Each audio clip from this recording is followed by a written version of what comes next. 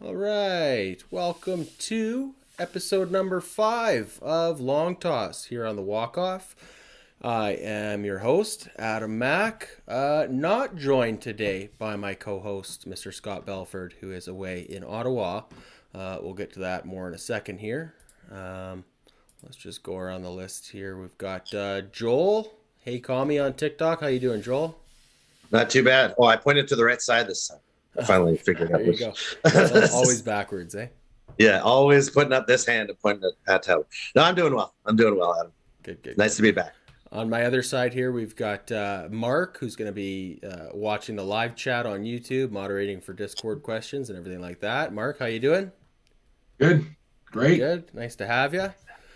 We're also joined by Mr. Baldhead himself, Craig Ballard. How you doing, buddy?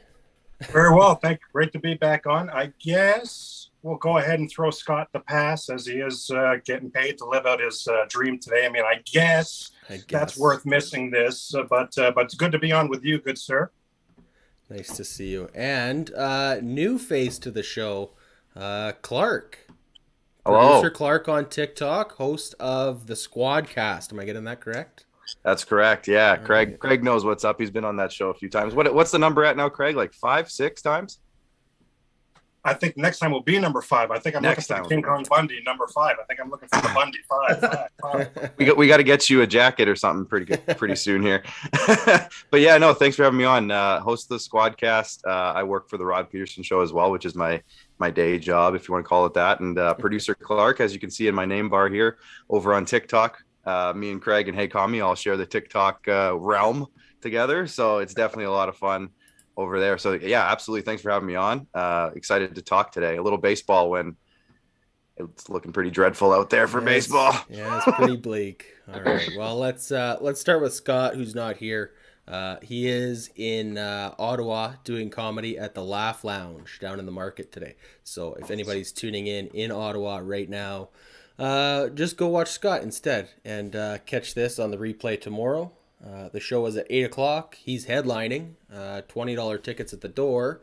But if you mention the walk-off to Scott after the show, he will buy you a beer. So get a little bit of that $20 ticket price back in the form of beer. All right. Talking points for today. We got lockout update, kind of. We got Joey Gallo wants to ban the shift because, of course, he does. We're going to talk about some weird replacement baseball league options, some XFL kind of idea for baseball.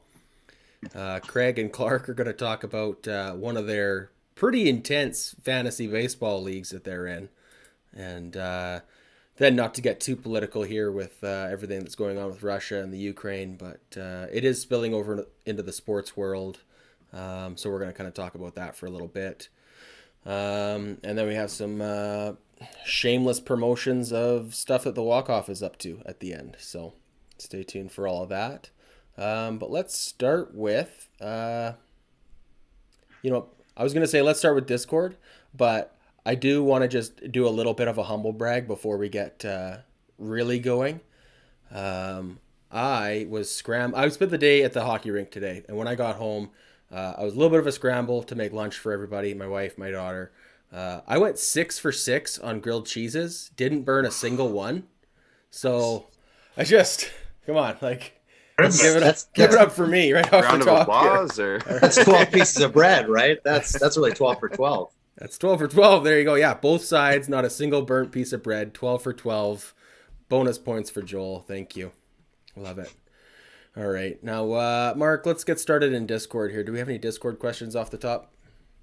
Yeah, we got a question for Craig. Now, forgive me. I'm not a football guy, so I don't know how to pronounce his name, but I know this. I'm going to do my best. Okay. Craig, how are you feeling about the Dolphins QB situation with Tua Tagovailoa? Craig, do you want to jump in there and pronounce that? Did I get that right? Well, I'm a lot more excited about Tua Tagovailoa than whoever it was that Mark was mentioning there. I can say that, but that guy, yeah, him. Yeah, that guy. Are you wanting the Dolphins? Yeah. So how are you feeling about that? Do they need to make an upgrade?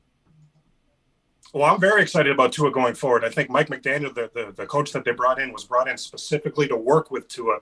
Now, it does seem that management does have a wandering eye when it comes to this. So would I be stunned if an Aaron Rodgers is in the mix, if a Deshaun Watson is in the mix, if a Russell Wilson is in the mix? I honestly would not be stunned by it. Miami has the draft capital, and Miami has more money to spend this offseason than anybody. These are big name quarterbacks, yes, but they're quarterbacks very likely on the move, and the quarterbacks that Miami can afford. So am I excited about Tua? At the end of the day, let's Blue Jay this thing, guys. At the end of the day, if Santiago Espinal is a third baseman, are we devastated? No. At the end of the day, if Tua is my quarterback, am I devastated? Absolutely not. Very serviceable. Sky's the limit for this guy. His key is he's finally going to give a good offensive mind in there in the new head coach that they just hired. Yeah, I'll jump in there as a Pittsburgh Steelers fan. Ben Roethlisberger retired this year finally after looking like a statue for all of last season and most of the one before. I hope the Dolphins are happy with Tua because my Steelers need one of those three guys that you mentioned. I'm happy with Russell, I'm happy with Deshaun, and I'm happy with Aaron Rodgers. I would love to see a nice... You know what? And let's throw Kyler Murray in the mix too. I know he's got some off-field drama going on with his team. Adam, it's never too early to order your Jimmy Garoppolo Pittsburgh Steelers jersey. It's never too early to get on that. Never too early to get that order in. I heard rumors that it's gonna be so gross. I heard rumors that Matt Ryan was making almost $50 million on the cap this year. I'm a Falcons fan, so if you guys want Matt Ryan, goodness. Just let me know and I'll send a few text messages. Hey, he'd be an upgrade over Mason Rudolph, and that's who's slated in right now. But I don't want Matt Ryan. I don't want Jimmy Garoppolo. And I don't want Carson Wentz out of Indy. None of those guys are options to get me excited. Carson Wentz put up some really good underlying numbers. You know how good underlying numbers are. Those always come in handy. They do. Let's talk now quickly just about this growing trend of pro athletes using social media to, I guess, stir up drama. We saw Kyler Murray did it recently, and now Russell Wilson has also joined in removing any mention of their sports team from their Twitter bios, from their Instagram profiles, everything like this, right? I hate it. It's so cringy to me because it reminds me of every toxic relationship I had before I met my wife, where it was like, we're fighting, so I'm going to post something on Facebook that's very clearly directed at you. I hate it. What do you guys think of this? Who wants to go first? You want me to go first? Yeah, Clark, you're the most guest of all the guests. So let's start with Perfect. Yeah, no, it's totally that. You remember back in the day with MSN where you could put your status, MSN Messenger, you could put a little status on there, and it was usually like a veiled shot at somebody. Yeah. That's what it is. It totally is that. So petty. I think so too, but at the same time, like, can you imagine some of the drama we would have had back in like the 80s and 90s with the people that were in all these leagues back then? How much more access they would have had and how they would have just been way worse. Let's just think about this for a second. I think of Dennis Rodman with a Twitter profile. My God. Right? Yeah. I'm thinking Jose Canseco back in his heyday. I'm thinking like all these guys, and Jose has it now, but just think about it during his playing days.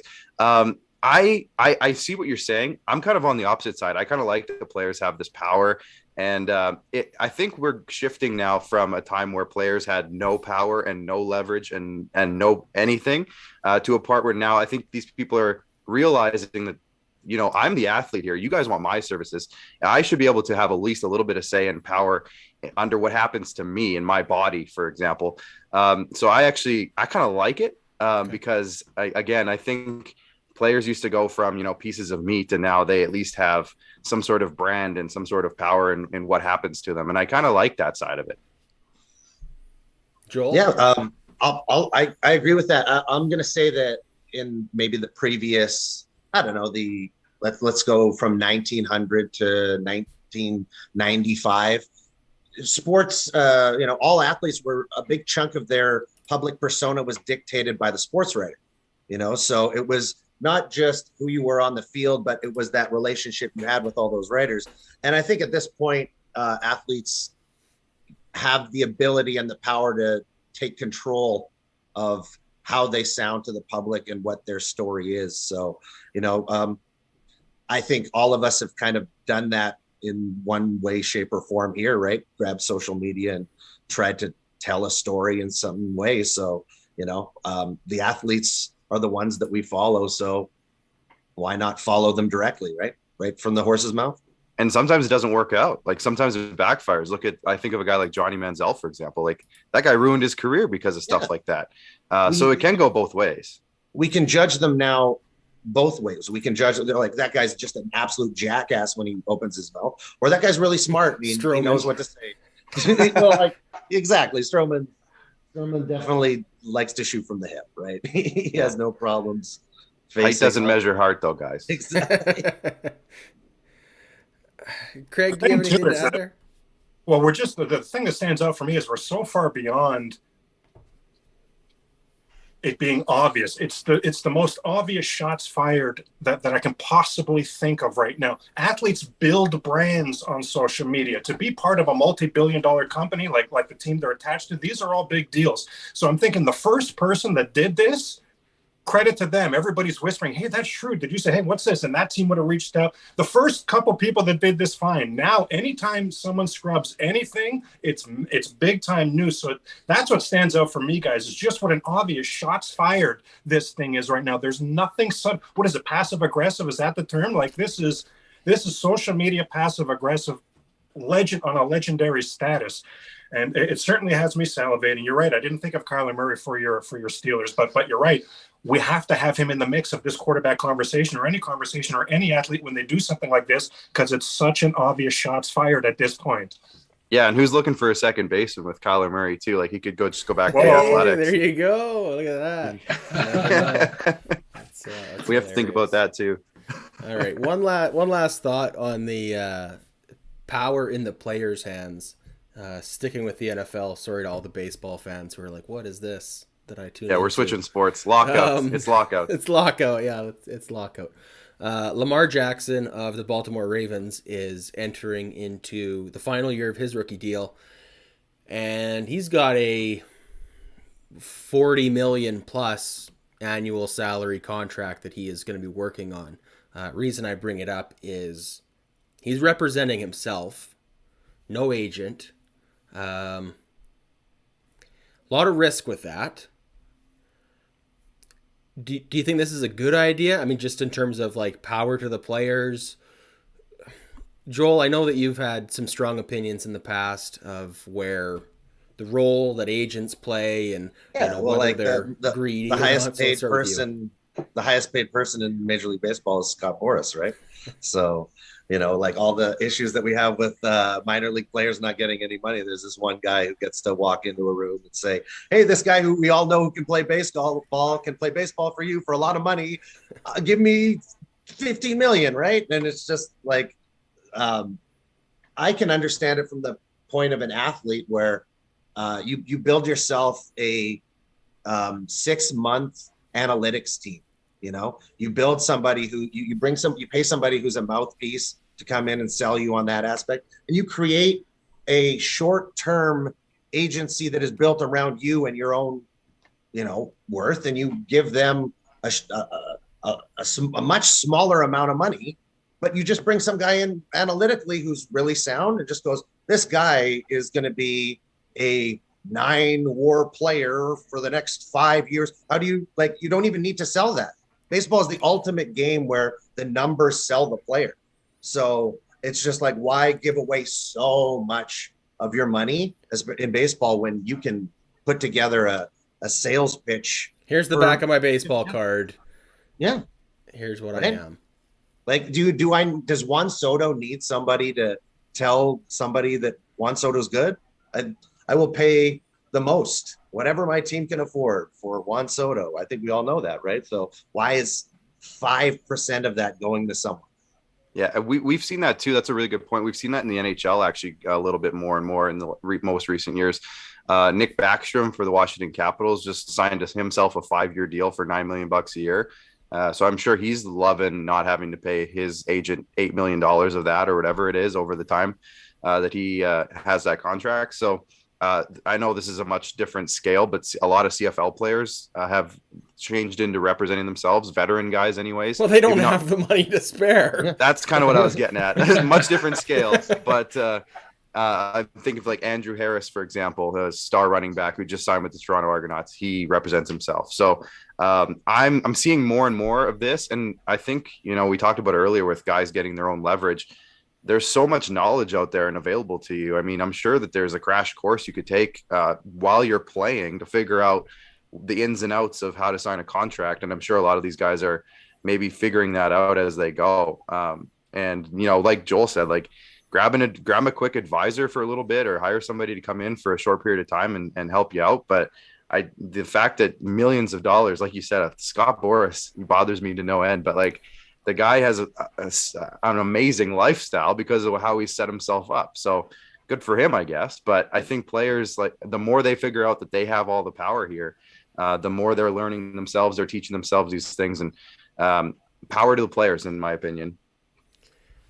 In Lamar's case too, this is a slam dunk for him not to give any money away. There's zero chance the Baltimore Ravens are able to move on from Lamar Jackson. Every single dime they've spent since he's been there, every draft pick they've made since he's been there, everything's been tailored things around him. He knows this, and I bet the relationship is stellar. That's a Harbaugh running the show there. I bet the relationship is actually pretty good, to be totally honest. And to your guys' point, just no need to give that money away. And to Clark's point, very interesting to see. We're talking high end right now. You're talking Lamar Jackson. We're talking, we're talking producer Clark money on his show. We're talking up there, but even on a smaller scale, we're really seeing balls rolling with this, and it's very, very interesting.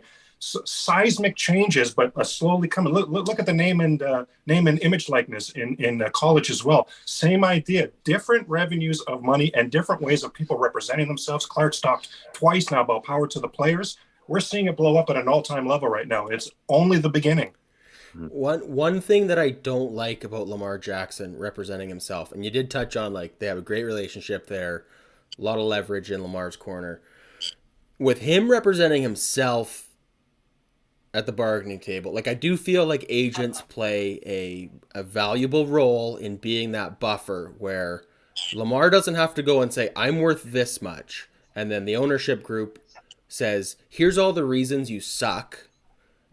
Here's all the reasons you're not worth that much, right? Like, that can be really damaging, I think, for him to go in and be like, hey, I don't know if it's John Harbaugh who is doing the negotiations or not. I know he coaches, right? But how involved is he with the negotiations on the back end? I don't know. But to go in and be like, hey, I'm worth $45 million a year. Let's lock this up. And then for the team to go, yeah, but you get hit a lot. Your accuracy sucks in these situations. And they're going to have a laundry list of all of his flaws. And they're going to say, we love you, but you're not that good. And then once they sign, now we have to pretend all that shit we just talked about you. Oh, but we still love you. You're our guy, right? It's a weird, it's an awkward situation to be in when guys are representing themselves in that bargaining room. And I do think that also, and I really hate, somehow this show has turned into Adam has to defend people he doesn't want to have to defend. Last week or 2 weeks ago, we did it when we were arguing against Carlos Correa and Aaron Judge. Not to get onto that again, but I feel like I have to defend agents a little bit, just in the more than just the money that's negotiated during a deal. There are a lot of smaller details of a contract other than just the dollar figure, where it comes to like guarantees, where it comes to player advantages during like no trade clauses and stuff like this. The one that comes to mind right off the top of my head was when Adrian Peterson left the Vikings, and he ended up signing a deal the next year. He was able to have a deal where the team was forced to commit to him very early in the off season, where it was like you're either re-upping for the team option, or you have to make that decision on like day one of free agency, which then allowed him to at least, if the team is going to cut him, at least he has everybody else as a potential suitor that he can go and barter his services to, before everybody's already signed their running backs, and now they cut him at the end of the month, and he's got like nobody left, right? So little details like that I do think are valuable. Again, sorry, it's a baseball podcast. We're going to talk football, but I know Richard Sherman signed a deal that he negotiated himself. I think it was with the 49ers a couple of years ago. And on paper, the numbers look great. And then, in the days that followed, he kind of got roasted pretty hard because it turns out when you look at the fine print, he signed a pretty disadvantageous contract.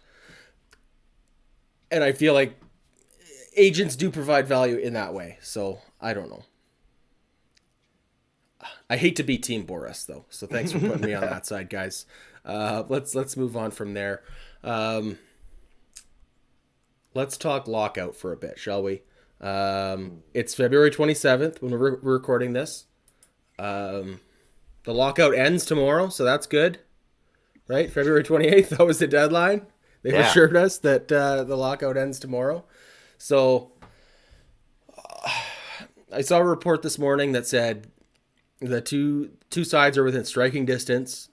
All that was really left to work out was the collective bargaining tax, and that they were quite a ways away on that. That report was quickly kind of shot down by everyone. The quote that I saw from Ben Nicholson-Smith was a person associated with the players' side refers to the idea that they are within striking distance as, quote, beyond absurd. So I'm not feeling good again. I was feeling good going into this week. They were going to meet every single day. They did. Doesn't feel like much got resolved. Where do we feel confident? Where are we concerned? Do we think something gets done in the next 24 hours? Craig, I see you shaking your head. Why don't you start? No, zero chance. I'm firmly on record on the Squadcast, on the Walkoff podcast, on as I try to battle Hey Kami and his trillions of followers on TikTok. Same thing there. I am way on record that there will not be baseball in 2022. I've said that from jump. I think it is coming to fruition. There was literally zero chance that we see a full season. I'm firmly there. My cause for optimism is that there is a blueprint. We have seen a 60-game season with playoffs before, so that's my cause for optimism, that we have, there will be some sort of path to get something done quickly if nothing ever happens. But gentlemen, the way I described this from day one, if the other people in our circles, not everyone's a baseball fan. They should be, but not everyone is. So I tell them, listen, think of the other sports that you have in your heart and in your soul, and think about the relationships between the owners in those sports and the players' associations in those sports. And I bet they're contentious. I bet they're distrustful. I bet there's a lot of negative words you would use to describe that. Well, the ownership in baseball and the players' association in baseball makes all those other sports look like they're walking hand in hand, skipping through the beach. They're just loving life together. That's how bad and contentious these two sides are. Things that have been agreed upon, like universal DH, aren't even written in properly yet. It's absolutely nuts. And I think the owners are dug in. They are looking to break the union. So where am I? I'm massively pessimistic. To sum it up, massively pessimistic and concerned. Your optimism only comes from the idea that we might be able to have a 60-game season potentially. Because we've seen it. I completely agree. I think the owners. First of all, I've always bitched about the 43 days of nothing, the 43 days of absolutely nothing happening, which was in the owner's hands. The fact that nothing happened over 43 days, and then 11th hour trying to scramble and make things happen. It's just a terrible idea. But on top of that, the owners don't care about social media feedback. Okay, they go and they jump. They jump in their Scrooge McDuck money vault, and they swim around in their billions of dollars, and they don't care what we say on this podcast. They don't care about anything. They don't. They care about the money. They care about the bottom line. That's all they care about. The players are vulnerable to the perception of fans. Okay. And I feel like the owners, if they subject the players to no baseball in April, the fallout from the fans will, that will drastically affect the players and what they're willing to do. Like, we got to get playing. Listen to all this crap that we're taking from social media, right? The owners, once again, they don't care. And also financially, April is the least valuable month for baseball. That's the lowest in all of attendance. So they say this is the month that we make the least amount of money, but we have to pay the players the same amount. So this is the month, if any month, to sacrifice the beginning, right? Sacrifice the lower attendance, but the players get the same amount of money. So to me, I think owners are like Craig said, dug in and ready to take this thing, I don't know, pretty far in all the wrong ways. Yeah, and just to build on that too, like the fact that John Heyman was the one that reported it. He's a reporter for the MLB Network, and he was the one that's like, yeah, you know what, they're pretty close. And then everyone's like, no, you're not. No, we're not. Who's telling you that? Like, I just find that pretty funny. So that was like blatant. Like the fact that he was the one that put that out there, it was pretty blatant that came from insert owner here, who either A, doesn't know the situation and how bad it actually is, which could be the case. Some of them might not even know. And that report almost led me to believe that a lot of these owners have no idea how bad the relationship actually is. And I don't know if that's a bad thing or a good thing, but I feel like they should be more knowledgeable if that report's coming directly from John Heyman, because it just doesn't strike me as an ownership group, and you guys have already said it, but as an ownership group who really cares about getting the season starting on time, if they don't even know that the relationship is that bad. But we got the chance, like super lucky to talk to Ross Stripling before this really got dirty. And I talked to him, and at the time, like going into the chat, Craig, I think I've told you this, but I didn't even realize he was the Blue Jays union rep. So we started talking about this lockout, and he was like, yeah, I'm actually the union rep. So I was like, okay, so let's dig in here.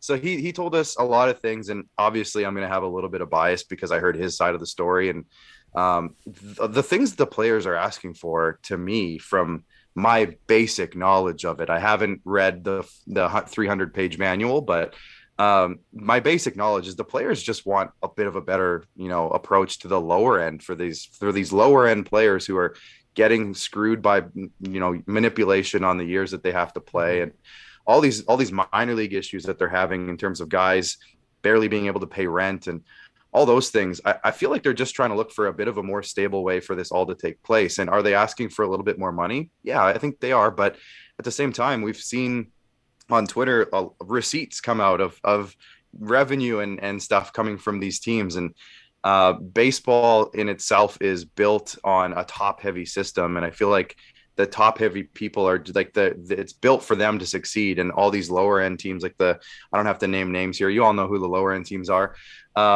They basically just go halfway through the year and then almost give up. And Ross was saying they want these teams to want to keep winning. And it seems like some of these teams just stop trying to win at some point. They don't bring up their young superstars because they don't have to. They don't bring up any of their good, developing players. They leave them in the minors and shove them down there. And I just feel like all the players want is just a little bit more. And I said this earlier, but a little bit more power for the players, and the owners clearly aren't interested in any of that.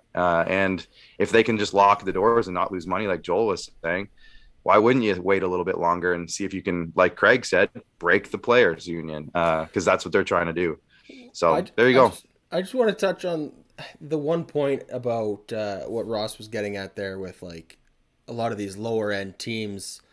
They make it to the halfway point of the season. They realize we're so far out of the division. What's the point, right? And they just phone it in the rest of the way.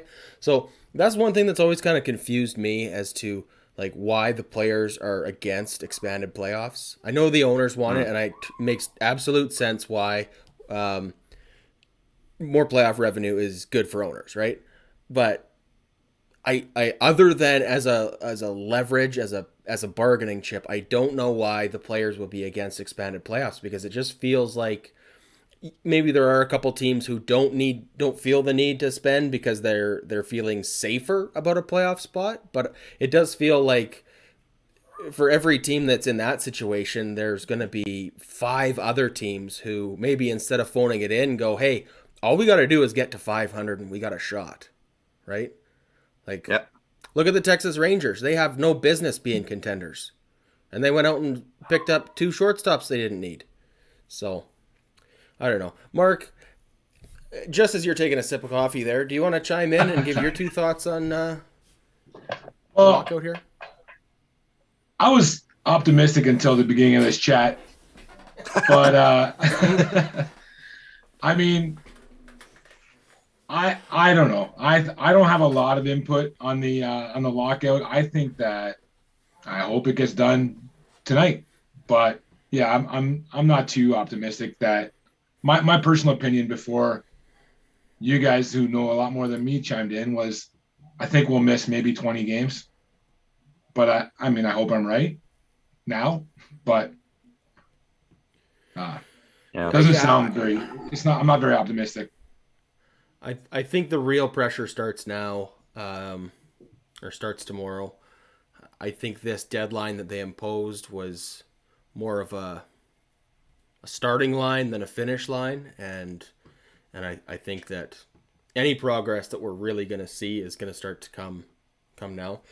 I do worry about the damage that this is going to do. I know the lockout in '94 took some time to recover from, and obviously the steroid era helped recover from that. It didn't make sense to me as a young fan how a strike would hurt fans. I didn't understand. They always say, like, we're going to lose all these fans.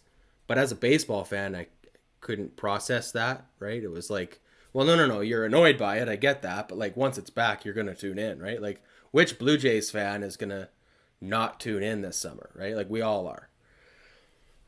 But Scott and I started this podcast 2.5 years ago, and it's now very apparent to me that, like, people have their need for content, and if you don't give it to them, they will fill that void somewhere else, right? So if I am a baseball fan and I'm not getting baseball, I still need to fill my evenings with a sport to watch.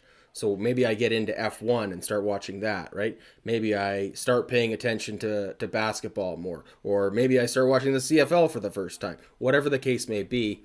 And then once you're there, it is hard to get back, right? Because now I'm invested in this F1 driver. So through the podcast and through YouTubing and stuff, it is obvious. Like, if we miss a week, if we take a week off because one of us is sick or we have technical difficulties or whatever, our numbers are half the next week. And it is a slow build back, right? Because people who have found us, and thanks to everybody who has, they tune in all the time, and as soon as we miss one, they find someone else. They're like, well, I got to work today, and I need to listen to something while I'm drilling whatever. So they find something else, and then they give that guy a chance, and they listen to his stuff, right? So it is definitely a real thing that, like, baseball is in trouble if they start missing games. And I think now it's going to be worse than it was in 1994. I think now there are so many more options than there were back then. Yeah, I see right? that. Like in 1994, how many channels did we even have, right? You put it on TV, I have to watch it. By default, it's on, I'm going to watch it, right? Now, that's not the case. Like, I think this is a whole nother magnitude of danger that they're playing with. And I don't even think anybody appreciates the potential impact of how this is going to affect the fan base. The next generation doesn't even necessarily watch TV. Yeah. Right? Like, I have friends who are in their early 20s who have played the video game and have never watched a full baseball game in their lives. They've never watched a baseball game. And they've got Blue Jays hats, and they would say that they're a Blue Jays fan, but they have never seen a game. And it's like, it's the past history of the game. In 1900, there were teams everywhere. It's all there was. There was you just, a form of 50% of entertainment was baseball. Now the options, like you said, it's just 1%. It's 0.5%, because you go plug yourself into any device that you want. You go on TikTok, you go on Instagram. You don't even know what entertains people anymore. It's not even the forms that we grew up on. It's much shorter. It's more interactive. They want to play Fortnite. They want to be involved in it. They want to hang out with their friends in a video game. So like you said, if you take baseball away and you're not providing, they will go elsewhere. That's what happened in '94. It was 30,000 fans went to 20,000 fans. Then it took 3 years to get back, and it took steroids, and it took breaking records, and it took doing things that had never happened before in the game. So, and I feel like there was a big issue there because you lost a World Series. Mm-hmm. I think if we lose a World Series here, that's going to be like, especially coming off of COVID and shortened time. And like, look at, we talked about live Blue Jays fans last week and how many games they have not been able to see over the last 2-3 years because of COVID, because of all this. And now you're going to deprive them. They'll go watch lacrosse. It's not the diehard fans. It's the everyday sports fan that might tune in and see something special. Well, there's nothing special to tune into. So imagine being from Canada, and every time there's a strike, the Canadian team's the best team in baseball. Yeah, that's true. Last time it cost us the Expos, they left town. Cost us the franchise. Craig, you were going to say something there? Sorry. Well, I'm on the other side of this, so I wanted to see if Clark, where did Clark want to go? Clark on the other side of this is, where does Clark want to go here? I'm going to follow Clark's lead. Well, I was just going to say, listen, guys, I'm from Saskatchewan, so CFL is huge over here, but they missed an entire – yeah, exactly. They missed an entire season, and all we talked about all season long, this past one that actually happened, it was a shortened season, 14 games instead of 18. All we talked about was attendance down. And summer is hard, too, especially because, well, here in Saskatchewan, we have like 2 months of summer. Okay. So summer's big. So like, weekends we can go to the lake, or we can go to a Rough Rider game, or we can, go on a trip to somewhere nicer, or we can go to a Rough Rider game. And when there's no season, all of a sudden you're filling up your weekends with a lot of fun stuff at lakes and stuff. And then the next season comes along and you have all this stuff that you did and had fun with, and all of a sudden you don't want to go to as many Rough Rider games anymore. So I see that with baseball a lot too, because it's such a summer heavy sport and there's so much of it. It's a lot of games. It's every day. All of a sudden, if you're going to miss a season, well, you know what? I didn't go to 70 games last year. I didn't go to any, and now I don't want to go to 70 because I enjoy all this other stuff. Maybe I'll only go to 20. And it's just, that's not good for anybody in baseball. And I worry that these owners, how many of these owners were around at the last lockout that lost the season? Is it most of them? Is it half of them? What is it? That's a good question too. I think when we were looking at the, I can't think of his name now. I'm sure there's a few that have changed at least. It's a significant difference. There are not many left from. Yeah. So I'm wondering if some of these new owners don't realize the impact that it had back then. I'd be very curious to know. And if the ones that are still around don't realize how much things have changed since that last lockout, it won't be the exact same. I feel like what Joel was saying was perfect. There's so many more options now. And there's, even for families and stuff, it's harder to get kids out to a game because it costs so much. So if you're going to take a family of 5, 3 kids, two parents to a game, it costs a lot more than it did in 1994. And, the options out there to be cheaper and more, economic are definitely more apparent than it used to be. So it's a tough world for live entertainment. And I feel like these guys are playing with fire. Well, I'm really intrigued when you guys are breaking down Adam talking about his numbers, Clark talking about what they saw in Saskatchewan. That means something to me. That was very interesting. The reason I'm on the other side of this is I just think you look at the baseball coming back in 94, 95. That was the fans' way. That was the fans' voice. Clark talks about, I'm not going to 70 games, I'm going to 20. That was the fans' way of speaking to their anger with the ownership in those days. This day and age, we've already touched on it. Fans are already on fire on social media. So I just, I don't see that happen. In those days, 94, 95, I'm living right beside the Rogers Center, Skydome then. I wouldn't know where to get a ticket on the secondary market. This day and age, you have a disgruntled fan that's not going to go. And there's going to be a lineup around the corner with people with cash in hand to get that ticket. I think turnstiles will be turning. I think concession stands will be chinging. I don't think there's going to be I tell you though, I seriously, I was intrigued by, because you guys have seen actual numbers by it, and that'll always, help sway me. But right here, right now, I'm sticking with, I don't think it's going to be as detrimental. Adam talks about, hey, I'm going to look around on others for other things. Well, when you're looking around for other things and even jumping on social media to look at your other things, your social media feed is going to be flooded with Slim Daddy Vladdy, Juan Soto, like the 23 and under stars that are going to be putting up highlights. It's going to be flooding your stream. You're going to get back to the sport. So I'm in the minority here. I just don't think it's going to be as detrimental. Loving the optimism from Craig. Loving it. Anybody else have anything to add, or we'll see if Mark has something here from the YouTube chat. Mark? Yeah, there's a question here. Wants to know if the panel can tell him which ballpark you'd like to visit the most. He said his is Fenway. He's hoping to go this summer versus the Jays. Oh, brilliant. Great question. I will start this off. I will talk about the ballparks that I have been to. I've not been to many. I went to a Texas Rangers game many years ago, and I've been to I don't know what I want to call it Safeway. Yeah, Safeco. Mariners play Safeco. Safeco. I know it's not called that anymore. Everything has a sponsored title. It's probably called the Rogers Arena or something. Rogers seems to own half the arenas in North America now. That ballpark was a lot of fun. I've gone to 4 Blue Jays games there now on 2 separate trips, because you always go down, you catch the night game and the afternoon game the next day before you leave town. Wild experience for anybody living in Western Canada who's a Jays fan. That should be your priority, is go down to a game in Seattle. 95% Blue Jays fans. Mariners fans don't even waste their time because they know how loud and obnoxious we're going to be. So it's a really cool home away from home kind of game. That's awesome. I hate to even admit this, I've never been to a game at Skydome. As much as I am a critic of that ugly old stadium, just from what I've seen on TV, that is next up on my list. I've been waiting for my daughter to get old enough to where she can enjoy that sort of stuff. We were going to go last summer, or not, the summer that was the 60-game season. We were going to going into that summer, and then obviously the pandemic changed all of that. But hopefully this summer we can make it work.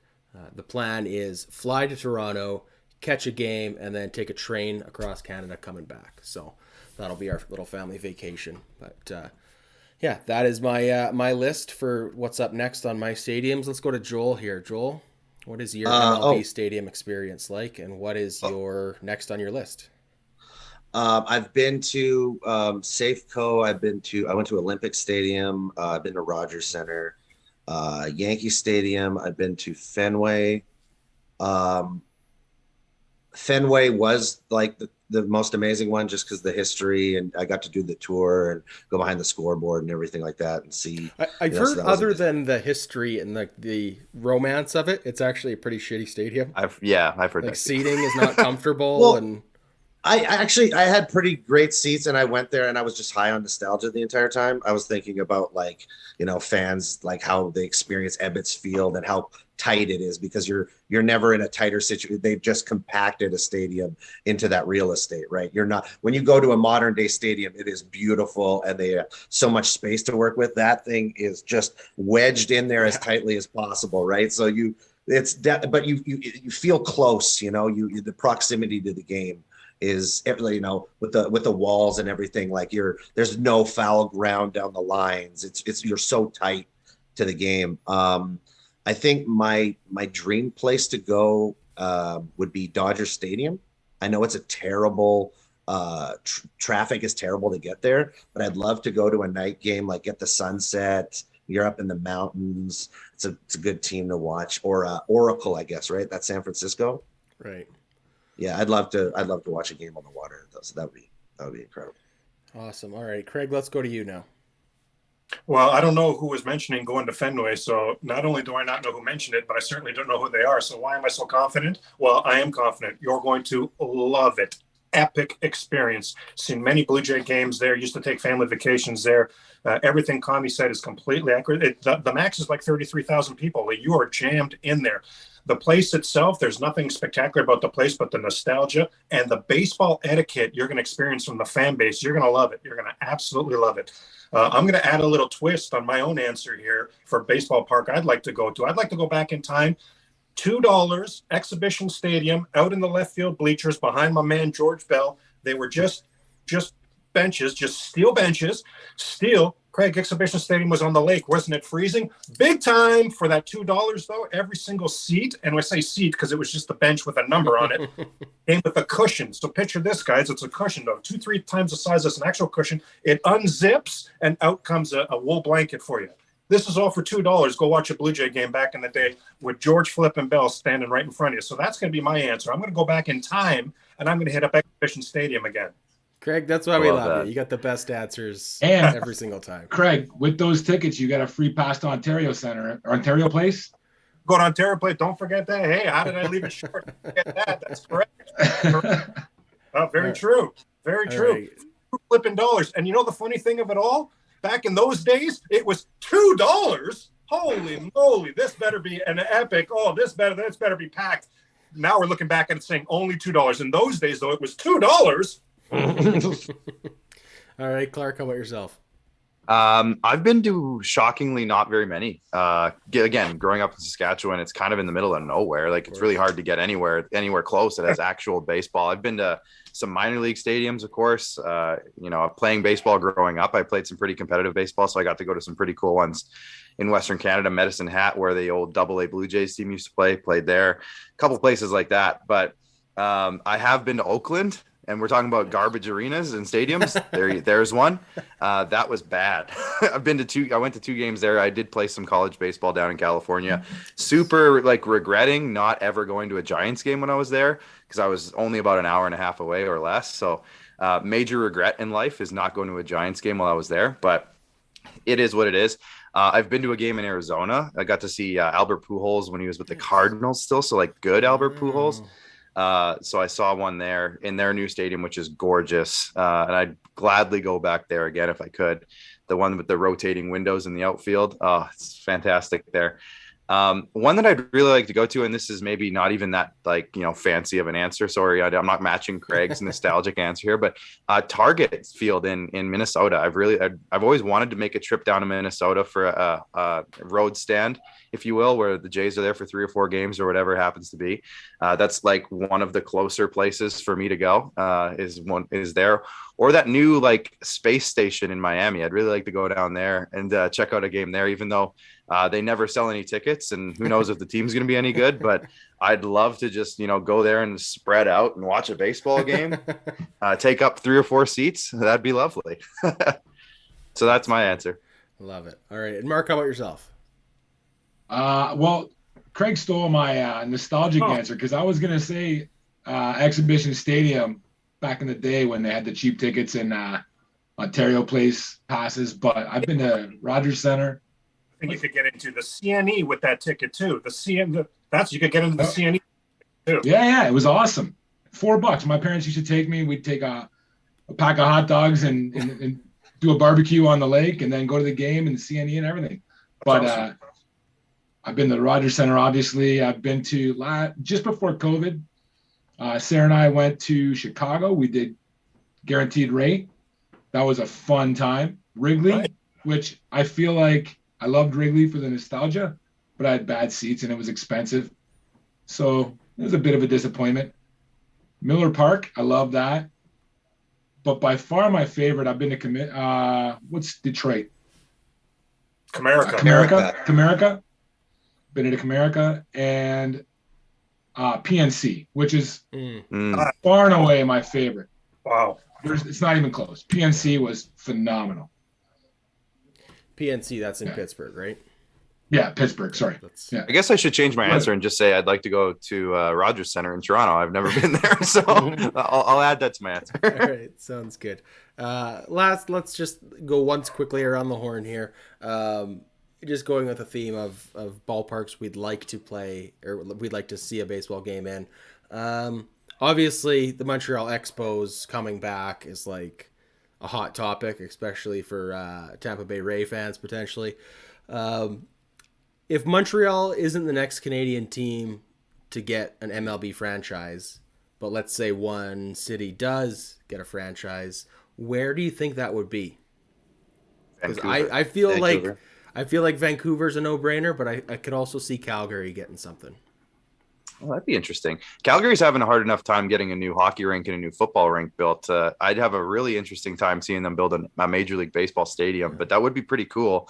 But I just feel like Vancouver, with the scenery around it, with the trees and the mountains and the oceans right there, like I think they could do something real special. And like we were talking about earlier, seeing a game in San Francisco with the ocean right there, I think Vancouver could do something really cool. I went to I've been to a Vancouver Canadians game, but I've never been to Toronto to see a Jays game. But they have a stadium. I don't know if you guys have seen it. It's right next to a forest, and it's freaking gorgeous. And it's an inner city forest. It's not like a forest with bears in it, but the fact that there's just all these beautiful trees in the background, and it's a really cool spot. I think Vancouver could do something really neat. So somewhere like that. I do think that Vancouver has a good head start on a fan base too. Being so close to Seattle, I do feel like that is a quick trip for a lot of people in BC, whether it's for a Blue Jays game or not. And I mean, we've spoken to a number of players on the Vancouver Canadians, and everybody speaks so highly of not only Nat Bailey Stadium there in Vancouver, but also just like the warmest of warm welcomings that they get from the community while they're there. So I think Vancouver would be cool to see an MLB team out there. I'd commute. You'd commute from Edmonton to Vancouver? I do 14 hours just for a game and then come back. I do the drive. I would see if they had a team in Vancouver, I could see myself seeing 40 games a year. Like I would make it out there. Like I would make that my summer destination to go there. You just take 10 full weekend trips and you catch 3 or 4 games, eh? That's instead of going up to the lake, that would be my lake spot. And I go see Major League Baseball. I'll pick you up on the way, Joel. We'll go for a couple road trips. Sounds good. All right. Well, let's get back on topic here. We got lots to talk about here. Did we talk about Joey Gallo yet? No. Do we have to? I did put it in the notes, so we should. Joey Gallo came out on Twitter and wants to ban the shift. The shift maybe affects Joey Gallo more than any other player in Major League Baseball, so we shouldn't be surprised by this. But the tweet reads, or I guess this is in conversation, I get the defensive strategies, I do. I am 100% not against that. But I think at some point you have to fix the game a little bit, Gallo said. I don't understand how I'm supposed to hit a double or a triple when I have 6 guys standing in the outfield. Right. So, I mean, there's 2 sides to this whole shift argument, right? On the one hand, it is fix the game and do something about it. And then on the other hand, it is you're a pro ball player. You should be able to figure out how to hit the other way, right? Gallo. Go ahead, Joel. I was just going to say first thing that came to my mind was fix your swing. Yeah. Fix the game. Fix your swing. Learn to hit the other way. Anyways, go ahead, Joel. Oh no, Gallo had 99 hits last year. 99 hits. He walked, I think about 115 times, struck out 200. Is that about? I don't know how the numbers in front of me, but I'm ballparking. Walks and hits. Right. So he goes up to the plate, however many times, 330 times he's either walked or struck out. Right. You got 99 hits on the season, and you're the guy complaining about defensive shifting and everything. You went to the Yankees, and with a 314-foot short porch there, you batted $165. This is the last guy to tell Major League Baseball how defensive shifts should be. He's the last. Next thing he's going to say is the ban breaking balls. It's And he literally, like Adam said, he literally mentioned triples in there. So nobody hits triples, so we're not changing baseball for that. So right away, trouble with this thing right away. Now the doubles, Joey, for you to hit a ringing double, that's got to be $1.05 off the bat exit velocity into the gap somewhere.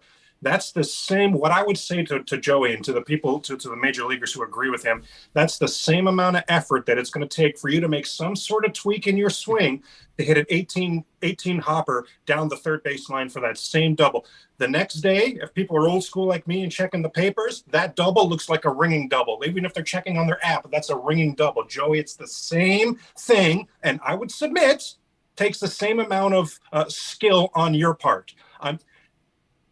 Kami, you're nodding your head. Kami, we're on the same page here? 100%. 100%. You've got no third baseman.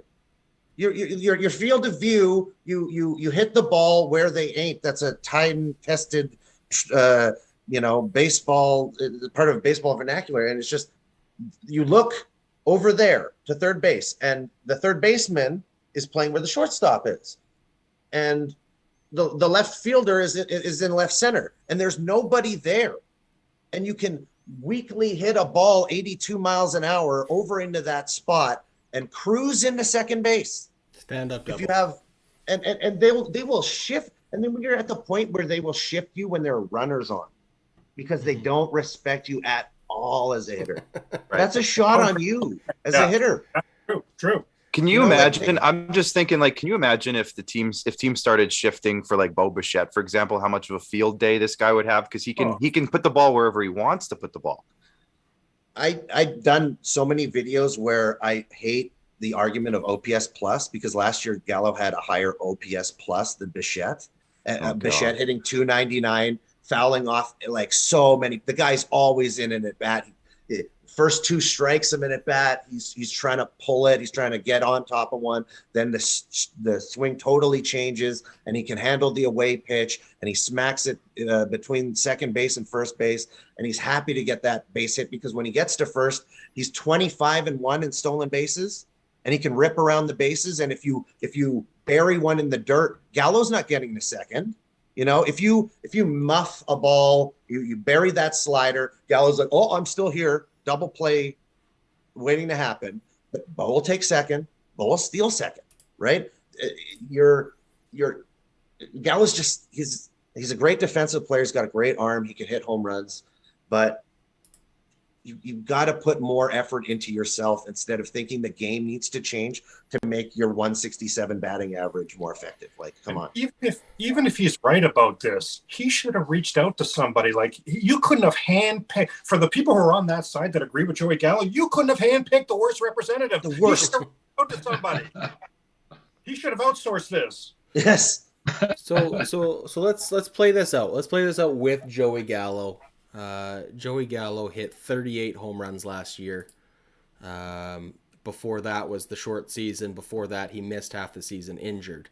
The 2 seasons prior to that, in 2017, 2018, he hit 41 and 40 home runs. So he's a power hitter, right? When he's healthy and he's out there, he's hitting for power. How many times has he gotten 100 hits? So let's play this out just with Joey Gallo, for example, right? Let's say next year he works on it. Let's say for this season, let's say that it's a full season, 162 games. He starts hitting the other way. He comes at it with an approach of, okay, I'm going to start hitting doubles down the left field line. Just these little check swing choppers. There's nobody there. Easy doubles. He hits 5 home runs next year. Doesn't miss any time, just doesn't hit home runs. But all of a sudden he's hitting doubles. How long does it take until a team stops shifting on him? Like, at what point in a season that's like that, where he's just, okay, you're going to shift me, that's fine. I'll go 2 for 4 with 2 doubles down the left field line. How long does it take for a team to adjust and say, fine, we're not shifting anymore? And once they're not shifting anymore, okay, Joey, now fucking swing away. Exactly. Super quick. They adjust to that super within quick. Weeks, right? Like, if he comes out by mid-April, yeah, in the game. But I mean, league wide, the news is out. Okay, Joey can hit the other way. He's going 2 for 4, 3 for 5, with 3 doubles every single an game. 87-mile-an-hour exit velo, but he's hitting 310. Right. Then It immediately right opens over. it up, right? Immediately it opens up, and then he can hit. And then he can sit on his back foot and pull where he wants to pull to. He's going to have hitting behind him. If people want to give him a free second base, he's going to say yes, please, and thank you. Or he should be, I should say. He should be saying yes, please, and thank you. I was just trying to do some research on the fly here because I wanted to make a comparison. It didn't work out as good as I was hoping, but I'm just thinking of Adam Dunn. Okay, Adam Dunn to me is Joey Gallo before Joey Gallo came along, and I was hoping his batting average is going to be worse. But I think let's say this happens and they eliminate the shift and it turns into what it was when I don't think Adam Dunn got a whole lot of shifts. Maybe near the end of his career he did, but I think for the most part it was pretty straight and narrow for him. His best was 260. He hit 260. That's his best average he's ever gotten. So you're thinking of Joey Gallo. They stopped shifting on him.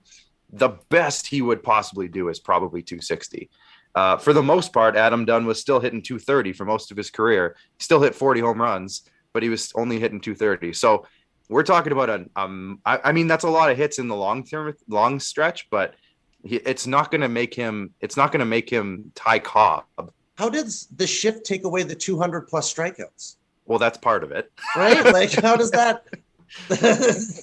Adam Dunn struck out lots too. Let's be honest, same numbers, but. But again, how is Joey Gallo making this point? Joey, how many times in those 200 strikeouts should you have served something on the outside corner into left field for a base hit? Anyway, by the way, Joey G. Yeah, if it's from Joey Votto, we're giving it, the time of day that it deserves. Now we're just. But Joey Votto's never seen a shift, so he doesn't have to complain about it. I mean, he's hitting the ball everywhere on the field. Guys can't shift on him. So exactly. Yeah. It's just, I think Joey Gallo's out to lunch here. I mean, again, fix the game. No, man, fix you. There's been players like you come along and their job is go hit a home run or you're just going to strike out. That's their job. That's their career. They made careers off of this. And all of a sudden he's saying, oh, I don't like how the guys play against me. Well, change it. There's millions of dollars of research out there on how to change your swing. Go use some of it. You work for the richest team in sports, probably.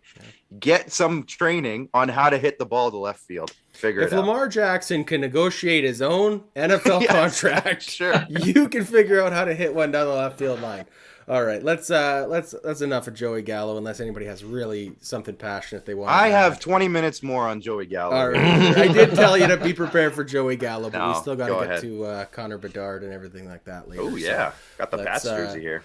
Mark, do you have anything else from YouTube that we should add before we move on? Yeah. Question here: do you see yourself changing alliances in a situation where a Canadian team, Canada adds its second team? So let's say Vancouver gets a team. Vancouver? Yeah. Am I trading in my Blue Jays hat for some sort of an Orcas hat, eh? Interesting. I don't see myself changing alliances personally. I think there's definitely more than enough room on my shelves for a second or third hat. So, I mean, I proudly rooted for the Expos and the Jays simultaneously for as long as I possibly could. As long as they're not in the same division, and that's the beauty about a West Coast team, I think we're not really going to be competitive unless we, best case scenario, meet in the playoffs, right? So I'm happy to have two teams. What about you guys? Joel, how about you? If they're a National League team, right, that makes it a little bit easier. I think when it comes down to it, if it's Blue Jays versus a new Vancouver team in the World Series, I think I've spent enough money on one team that I'm just going to hold on to that allegiance for now. But I can definitely slot them in as my number 2 team. I have no problem doing that. Clark, how about yourself? Well, yeah, I'm just thinking of it in other sports terms, like when Winnipeg got their team back for the Jets. I'm still not a Jets fan. That's probably the closest team to me, and I'm still not a Jets fan. So I would probably take some convincing, but like Joel said, I think there's more than enough room to have a second favorite and support them. Not maybe just as much, but probably just the same or close to it. And I don't know if I'd be buying jerseys or anything right away, but Would I love to go to 40 games a year? Yeah, absolutely. That's a bigger road trip for me, but I'd still try to make it to a few. So yeah, I don't think it's necessarily something I would ever switch. I've been a Blue Jays fan literally my whole life, so I think it'd take a lot of pushing to get me off of it at this point. But well, you're a Rough Riders fan too, and as a Rough Riders fan myself, I can speak to the fact Rough that Riders, we're Leafs, loyal to our teams. You know right? what? So yeah, Rough Riders and Leafs, the smallest amount of championships in the last 50 years, and I'm still here, so we're okay. Craig, how about yourself? Well, Blue Jay baseball is a big deal for me, but I would really have a soft spot. So that's the Blue Jay fan in me. The baseball fan in me would love to see the Tampa Rays in a Canadian city. From a baseball standpoint, guys, it almost hurts my heart what happens in Tampa. I have so much respect and admiration for what they've done in Tampa and what they're continuing to do.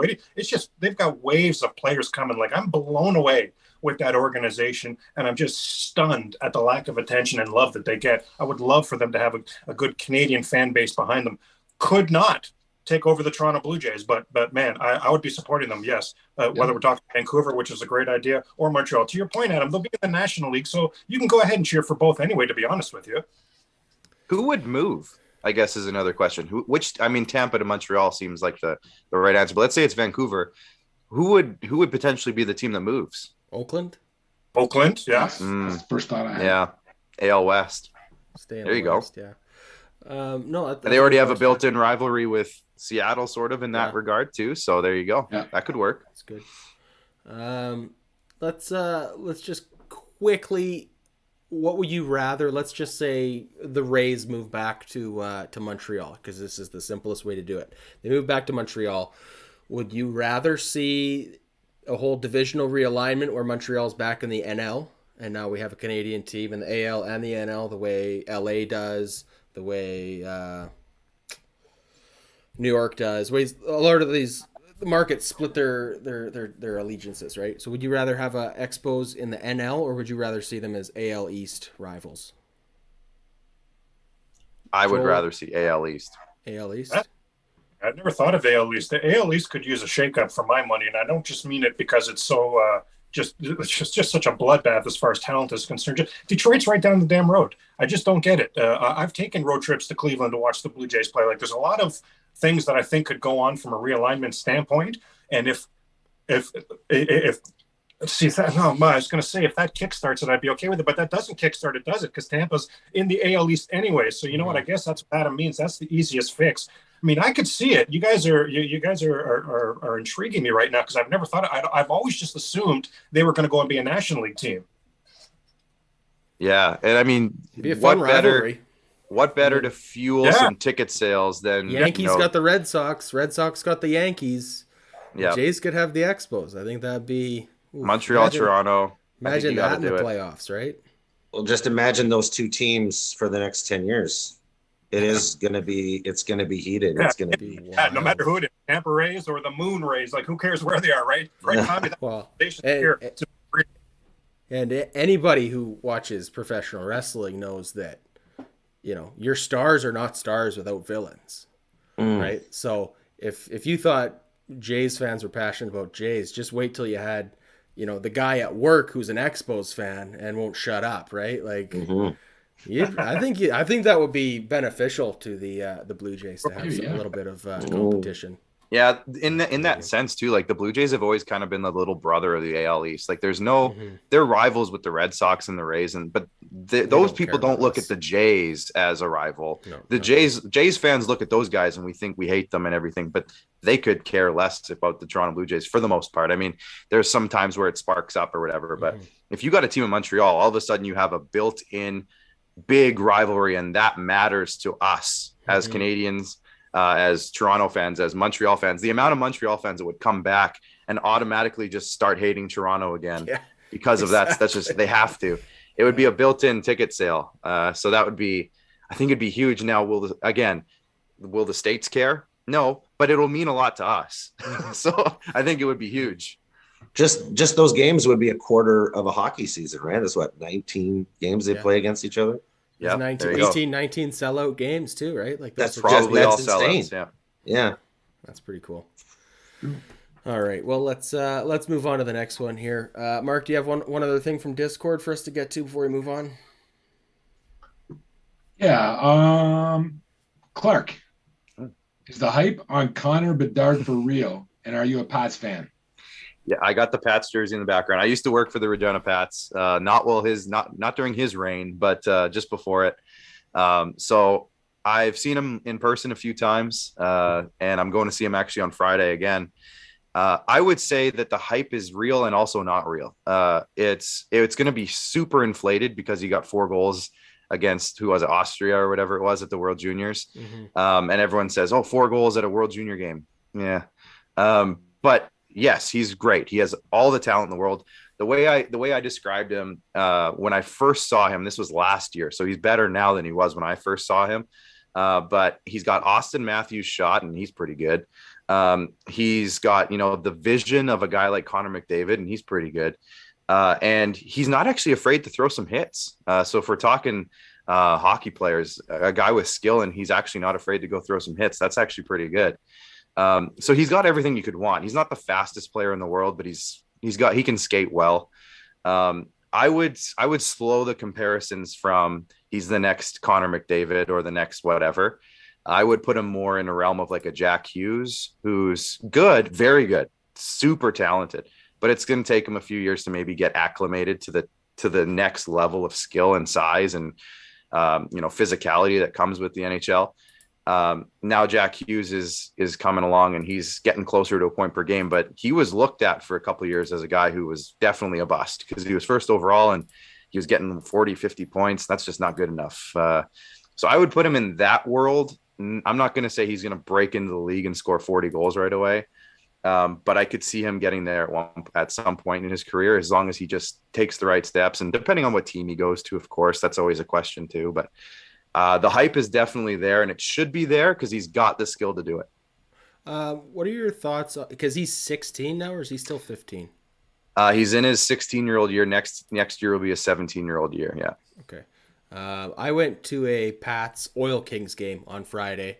I'm in Edmonton, so it was cool to check it out. I'm from Regina myself, so obviously, despite going with some Edmonton friends, we were cheering for the Pats. 1 assist for him on the night, for what it's worth. Yeah, you mentioned his ability to throw the hit. He did not shy away from contact. One thing that I found a little bit concerning is he's quite small. Yeah. Right. You could run over the catcher, just like all, and then other ideas where you would like make it performance based, like a performance based league where an MVP would get $5 million, right? And the amount of production that you put out yearly, say like a home run was $10,000, and you had this sport where all of a sudden you're like, oh, that guy made 150 grand tonight. He just went out there and I don't know, just some sort of fun alternative that was 60 games that you could play harder, that you didn't have to play a New York Yankees style where, we can't put our best players out there because they could, pull a hamstring. You've got this, you're worried now in the sport because you got Acuna and Trout, and like Trout hasn't played a full season in 5 years. So it's just like, what if the game was a lot? I don't want to get rid of Major League Baseball, but it's just like Vince McMahon, don't do XFL for the 3rd time. Just come to baseball, make some fun, weird version of baseball so I can watch it in the short-term format and just, have fun watching all the old stuff that was in the 80s. More speed, bigger dimensions, dead in the ball, bring back, foreign substance, like just all sorts of stuff like that, right? Just a wildly different alternative to baseball. What does that even speak to baseball's plummeting popularity, that like while there's an opportunity to come up with a competitor, nobody is interested in doing that? I'm surprised. Why not? Like, why not? There's competitors for the NFL, even when the NFL isn't striking. There's somebody that wants to make a competitive, a B alternative, to NFL football. You got like arena football. Yeah. You had there was Donald Trump. Didn't he have a football league in the 80s? Probably. It's coming back. Yeah, so it's USFL, just it's like coming back. exactly like it's all these alternatives, Freedom but football. like baseball, when you think about attendance, that's 115 million people attend baseball games in North America every year, right? Like, why wouldn't you try something fun with a big broadcast? What if they made the ball bigger, like a size of a basketball almost? And what if they brought in some like stand-up comics to play, and they were able to make jokes the whole time and try to throw you off your game? And Like smaller, basketball? smaller. Yeah. Oh, yeah, that's it. Yeah, that's what I'm thinking of. Right? They made that, right? I love that movie. That's what I was Wow. referring to. I hope that didn't come off as me not understanding what basketball is.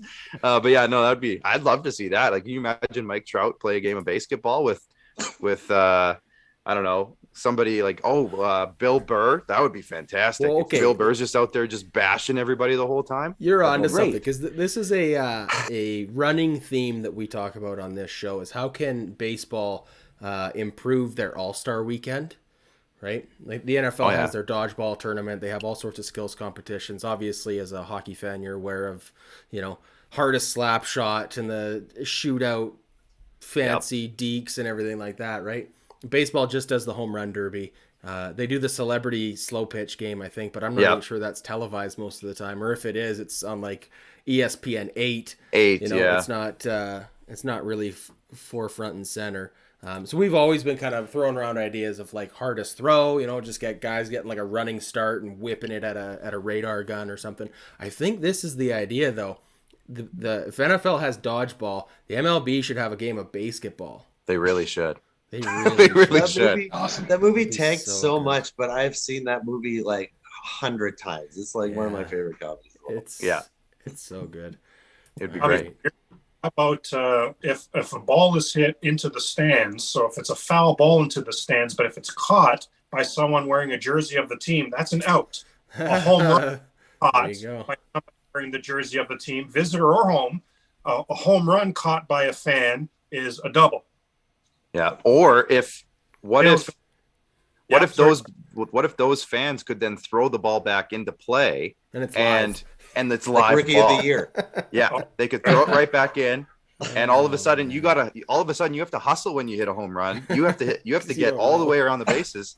Yeah, that's better. Yes. You know what I'm saying? That's great. Yeah. Can you tell we're on day 88 of a lockout? Hit the relay from the third deck, that's what I want to see. Yeah, sure. Oh, man, someone gets scouted that way because they just have a cannon from the outfield stands. That's Rookie of the Year. That's what happens. There we right? go. He throws it We're all just- the way to home. We're just bringing movies all left and right here. This is great. What other movies? What other movies are there that we could steal ideas from? All right, let's move now to I don't know if I'm saying the name of this league right or not. It's controversial. I don't Sorry, either, apparently. Craig, neither of you know what it's called either, but it's a fantasy baseball league, and I've got here Ultimate Franchise League Baseball. So like MLB, but it's Ultimate Franchise. Yeah, UFLB. So what is this? Obviously, most people are familiar with fantasy sports. What makes this different? What makes this noteworthy? So it's funny because we're trying to grow our little brand of our team and our league here. The league is already the league organization is well established for a few years now, but they're just launching a baseball league. And we're every time I think about like tweeting about it, I just get that like, I don't give a crap about your fantasy league team. And somebody, I hear that somebody saying that in my head. Right. And it's funny, but at the same time, like this is a league that I've never been in a league like this before. It's huge money, and we've got some big people involved in it. When it started out, like Justin Morneau and Corey Koski had teams. They've since sold their teams, but at the same time, like the fact that they were involved at the beginning was pretty cool. It was a selling point, that's for sure. Let me stop you there. They sold their team, so they had a fantasy team. I assume this they is already a sold it. dynasty level thing. Yeah, where we don't even have a roster yet, and they already sold it. Yeah. Well, that's crazy. So I don't know if it was just for a sales pitch, just to get their names on the thing, but at the same time, the first overall draft pick went for $13,000 US dollars to get a team for the first overall draft pick, and it went down from there. But me and Craig are on a staff together, And Craig is our baseball savant. As I said, he's one of our scouts, as we call them. So he's going to be helping us out with some player selections and some prospect picking and stuff like that as we go.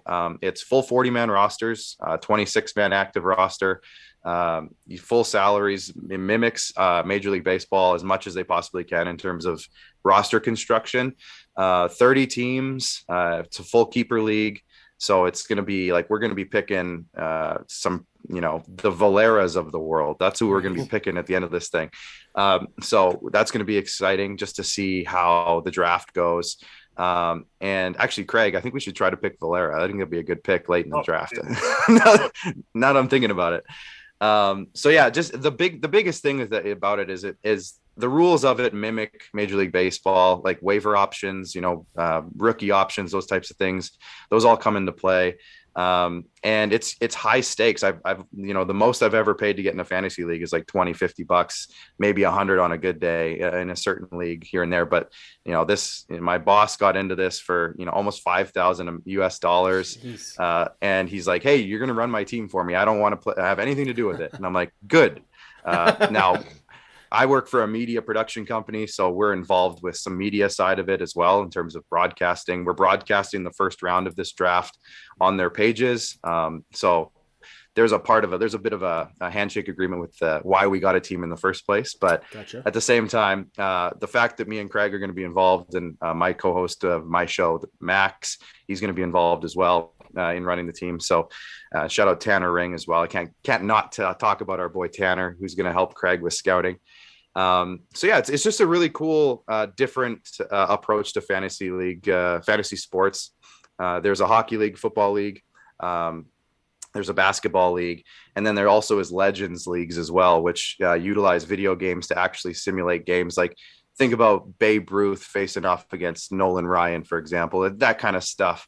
So the Legends League is going to be coming along as well. And Craig, we've talked about this, but for example, if we were to pick Max Scherzer and we had him on our roster and we had his his asset, for example, and he retires, he's going to go to the Legends League, and then we can sell him to a Legend League roster for however much money somebody auctions him off for. So it's just little nuances that are way different than a normal league. And the fact that it's every day 30 teams and you got to keep your roster like a normal team roster would be it's going to be interesting to say the least. But that's kind of the long and short of it, I guess. It was probably longer than it needs to be. It's all right. So if anybody was interested in watching the draft for this, where would they find that? Yeah, so it's Ultimate Franchise Fantasy Sports. That's the overarching organization, UFFS. So baseball.uffsports.com is where you can see the league website. They're still kind of getting it underway because none of us have full rosters yet, so they haven't filled out the website yet. But the draft is this upcoming weekend to get our 26-man roster. And then we've already got some prospects. Craig, maybe I'll let you talk about the prospects that we are able to snag a little bit if we want to get into that. But so we have 26-man roster, and then we got to fill out a 40-man roster with some minor leaguers or guys we think might see some playing time this year.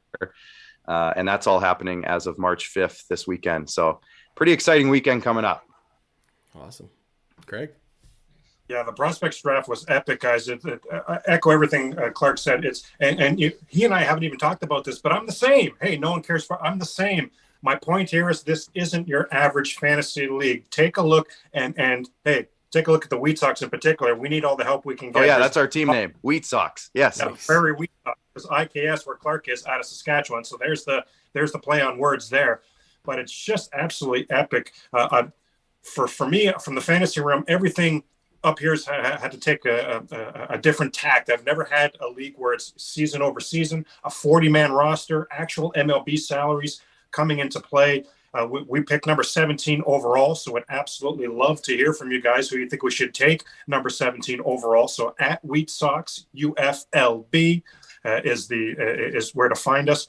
And recently in the prospects draft, and this is again how crazy it is. So the prospect draft was an auction. So you auction off slot number 1. Who is the highest bidder? Now that person gets a minute to make their selection. And they're bidding with real money? Adam, the auction brought in over $150,000 US into the prize pool. The prize pool right now is for $3,000. These are eye popping. This is too rich for my blood. Believe me on this. I'm along for the ride. I'm trying to be the. Oh, so am I. So am I. Yes, that's why I say how absolutely nuts it is. And the experience of that draft room. It's funny we're on the show talking about this. I'm not even kidding. I literally thought the Walkoff crew and Hey Kami would have loved. You should have seen our war room guys. We're all on Zoom together when we landed. We landed Francisco Alvarez, a Mets prospect. So the prospects draft are people who have never even seen one pitch in Major League Baseball. It's guys that are going to be coming up, but you want on your 40-man roster because they're about to be here soon. Right. Well, you guys know if you play fantasy, catcher is hit or miss. So we wanted Adley Rushman. He went too expensive. We wanted Gabriel Moreno. We didn't get him, but because they both went in the top 10. But at number 14, we got the Mets, Francisco Alvarez, big-time catcher, absolute hitting machine. We were so euphoric. It was absolutely unbelievable. And then the next day, guys, we land Shea Langoliers, a Braves catcher. We were not nearly as euphoric. And you guys will appreciate this because it was right on the heels of missing out on the draft slot where it was auctioned off. The people who won that slot took a Relvis Martinez. Yeah. We were chomping at the bit, guys. It was so close. Day 2, we were chomping at the bit to land a Relvis, and we missed them by that much. So it was just crazy, the highs and the lows of this draft. I don't know. Just to build on what Craig was saying too about the euphoria when we got the pick, like again, we were playing with my boss's money, so I didn't want to be stupid with it. So I was like, all right, guys, I think we're going to try to get this pick here. We're going to try. We're going to go a little bit farther than we've been going. We're going to see what we can do. And we won it, but we won it at a price that I was way below the pick before it. So I didn't think we were going to win it. And then we got it. I was like, oh, well, we got it. And everyone just started going like, yeah, we got it. And like, it took about 15 seconds for me to be like, oh guys, we need to make a pick. Who are we taking here? What are we doing with this pick? I don't even know. We weren't expecting to win it. So it was it was a hilarious, like minute long experience there, but it was pretty, we were all pretty pumped up about it. Awesome. Well, that sounds like a lot of fun. Once you guys have your 40-man roster set out, we'll have to get an update on that. Break it down. Keep track Go follow us on Twitter. Wheat Sox UFLB. There you go. Okay. We're going to be live streaming some of our draft experience as well. So come hang out. I'll add that link to the show notes here as well. There you go. All right, now let's. I guess next on the list we've got some Russia-Ukraine war talk. We're going to try to not get too political here on the sports podcast, but it is kind of spilling over into the sports world, so it's worth talking about. But before we do that, let's just check in with Discord again quickly. Mark, do you have anything from Discord for us to get to? Yeah, I got a question here for Joel. I've been hearing quite a bit about a horror movie you've been writing, and it sounds like you created some interesting new techniques for producing it, but I don't really understand what they are or how they work. Can you really expand on them and help me understand why what you're doing right now is so special? Now, wait a minute. Is that question from a user at Hey Kami? Hey, hang on. I think that's at Hey Kami. No. Well, last week was really special because they were actually filming last week as we were doing last week's podcast. So I was able to take my setup here and literally turn it around and show people a live stream of the shoot in Los Angeles for my horror film. So that was really sweet. To try to explain why it's so special. Okay, so the idea of this horror series was to do something where we could showcase acting above anything else.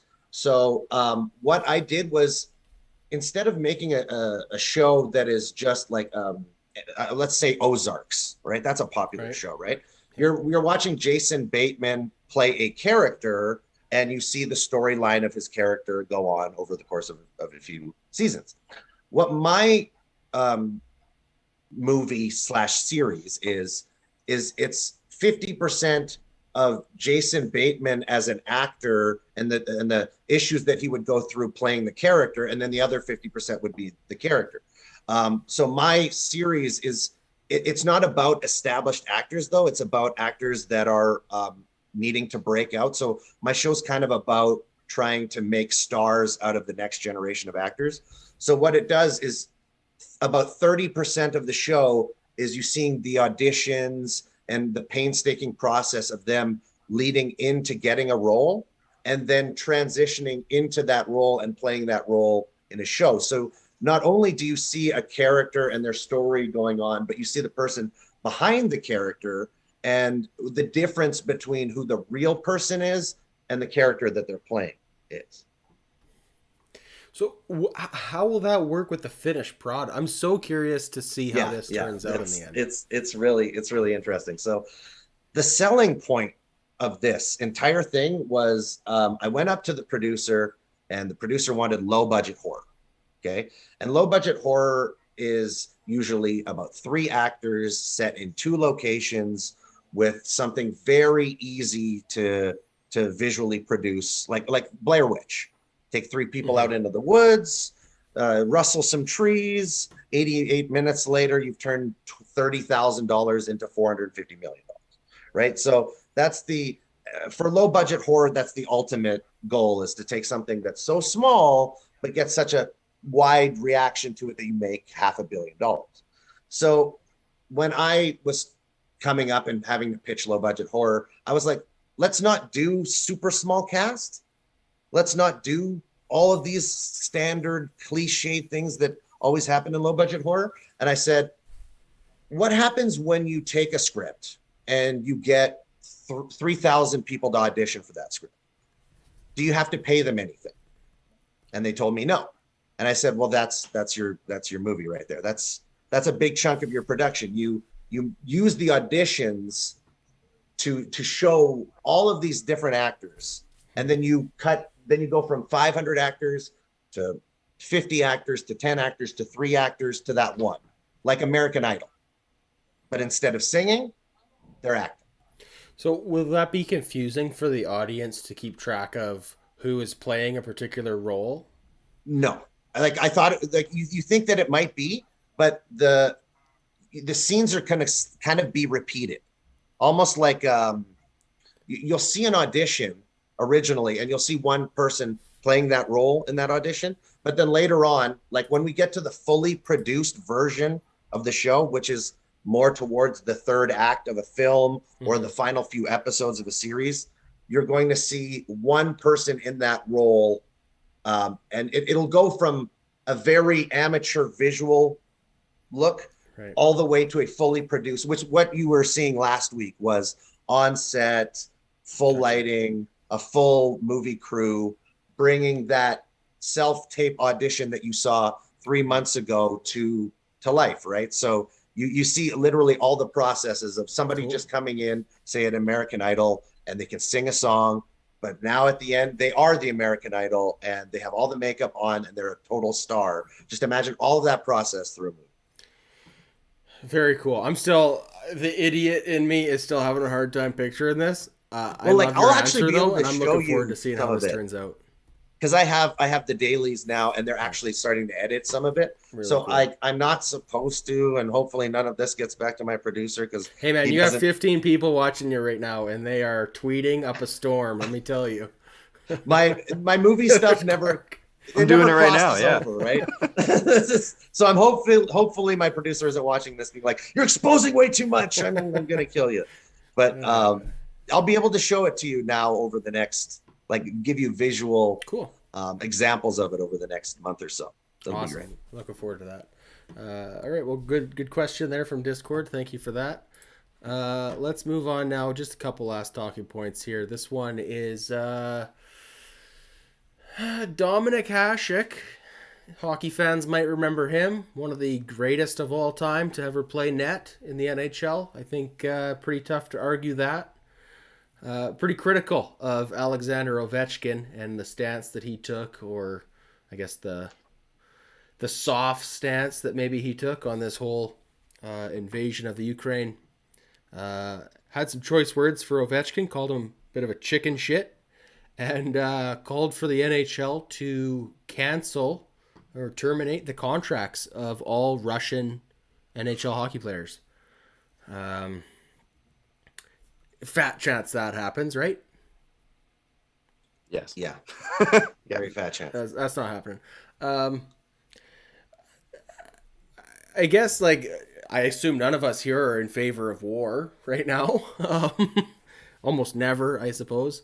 I do have like, I guess I want to get your thoughts on where do you feel about athletes as activists, because that's kind of the gray area that this falls into, right? On the one hand, I support a guy like Colin Kaepernick taking a knee and kneeling for things he believes in, and all the social justice programs that have gone on across all the major sports. But like when it comes to this particular issue, do we hold them to too high of a standard? Like, are you on the Dominic Hasek side, where you would have liked to seen more of a condemnation from Alexander Ovechkin towards his homeland? Obviously, he's a Russian. Did you expect more from a guy like Alex Ovechkin to say, "Hey, this invasion is bullshit," or whatever the case may be? I think the stance he took was just like, "Hey, I hope for peace.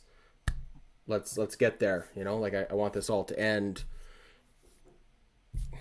He's in a tough spot, right, Joel? Yeah, I guess I'll just start talking. I don't know, really. Like, once again, it's really tough when athletes, and this is an athlete like in Ovechkin that we've seen be the face of hockey for 15 years. Yeah. And the way that we've grown up with Ovechkin is like, from his perspective, he's coming over to from Russia to play professional hockey, and like that guy always wanted to play for his country. This is a very patriotic guy, and free speech isn't the same in Russia as it is here. You can't say what you may be feeling, whatever it is, because the repercussions that could happen over in Russia are a little bit different than, you say something here, and, well, don't get me wrong, we will, you say something here and you may lose your job for saying the wrong There's thing. Consequences, but over there, it's a little bit different. It's probably a little bit more violent, especially. And we were talking about how he has family over there, but like athletes being put into these positions, it's just not. To me, I don't look at Ovechkin as some, Red Army soldier who's invading. All he wanted to do was play hockey his entire life. So to put, the world's politics on his shoulders is a really, really hard thing to do, for anybody, right? We're all just people, especially somebody who isn't. He's just a hockey player, right? Who's played in Washington his entire career. And I don't know. It's tough to be in Dominic Hasek's position where you're out of the game and criticize somebody who's currently in the game, whose career and his brand and all that stuff is at risk over what he might have to say. So I understand why somebody like that is not going to say, he's going to keep his mouth shut in that position. Yeah, I don't know. Clark, you're a hockey guy. What's your hockey expertise on this? Nailed it. The tough part for him too is like I think the reason I think a lot of people wanted him to say something is because he's been a big Putin guy forever, and he's well known as a big Putin guy. They've hung out, they've played in charity events together. There's tons and tons of pictures with them. From what I've understood, Russian culture is not the same. My brother played a year of hockey over there. Russian culture is, especially in the hockey world, it's very shut up and do your job and nothing else matters. And I guess that's kind of what Joel was saying. Like, he just wants to play hockey. And in fairness, he kind of said that. He kind of did say, like, listen, guys, like, I'm just a hockey player here. Like, there's not much I can do. It's not like whatever I say is going to change anything. And he didn't say that necessarily exactly, but he kind of said that. That's the broader context of it for sure, right? Like, yeah. I don't think anybody is foolish enough to think that if Alexander Ovechkin speaks up and says, "Hey, we got to stop invading Ukraine," Putin's not going to go, "He's got a point." Never mind. Yeah. One thing that somebody said, and it stood out to me, was he's got to think like his family probably lives, some of his immediate family probably lives with him in the States, but a lot of his, relatives and family members are still in Russia. He's got a lot of investments and stakes in Russia and things that he's been building over the years. And if he comes out and basically says, I don't support my country and what Putin's doing, who knows what could happen to his family? Like that's the scary part with Russia, is that like there's things that happen and people just disappear and you don't know what happens to them. And so he's in a really tough spot because he clearly doesn't want some of his Ukrainian friends to die. He's got Ukrainian friends over there. Ukraine is right next door. So he has friends there. He's in the hockey world. There's probably hockey players right now that are picking up guns and fighting a war that they shouldn't be necessarily fighting. They've canceled the Ukrainian Hockey League. So that those players are not able to leave the country. They are being forced into defending the country. That's how it's working. Anyone under the age of 60 is being forced to stay in the country. They aren't allowed to leave. They have to stay there. So it's not a situation. I don't think Alexander Ovechkin's like, oh yeah, no, keep going or whatever. He doesn't want this to happen, but I think in his mindset, like he said, he can't necessarily say stuff because Russia's just such a weird country. And who knows if he says one thing, what happens to his livelihood, and is what I'm trying to say. So I think he danced a little bit around it, but at the same time, he did say, stop it. He did come out and say, please no war, or whatever that, the slogan kind of is right now. Cause I don't think he wants people to die, but at the same time, like you said, like is him saying, I hate this and please stop it, and it's brutal, going to change Putin's mind? I don't think so. So it's a really tough dance for him. I mean, I guess the biggest problem, and I said it already, is just like he's shown support of Putin in the past, and I think one of the questions directly was, you've done this in the past, are you supporting him now? And he basically just said, he didn't say anything, I guess. And I think some people just wanted him to say, they wanted him to be that martyr, for lack of a better term. And I hope that doesn't, and I don't hope it never comes to that, but it is a lot of pressure to put on a guy for something he literally doesn't control or has nothing to do with. Yeah. I mean, well put. It's a tough spot. I don't know. Craig, what are you thinking? Got absolutely nothing to add to this. The only thing I know in the history of Dominic Hasek is all season long they called skate in the crease, and then all of a sudden I'm watching a red ball skate in the crease, and somehow it didn't matter in the Stanley Cup, and Buffalo was robbed of that. That's the only thing I know on anything. And I think hockey is spelled Hockey. I think I've got that right as well. I think those are. Craig, you've been listening to my lessons. You've been listening to my lessons, Craig. That's good. You're one step further. All right. Last thing on this issue is Wayne Gretzky. I think we all know Wayne Gretzky came out today or late yesterday, and he's now calling for a ban of Team Russia at the World Juniors this August. What do you guys think of this? Is this good? Is it going to accomplish anything? Like, I don't know. I guess where I come from is it's similar to like the Olympic boycotts whenever there's like the Olympics are in China and we're going to protest, so we're not sending our athletes or whatever. I don't think any host country during the Olympics has ever changed their mind or been like, yeah, we're going to end this genocide because we don't have the Canadian bobsled team here. Like, I feel like it only hurts the athletes.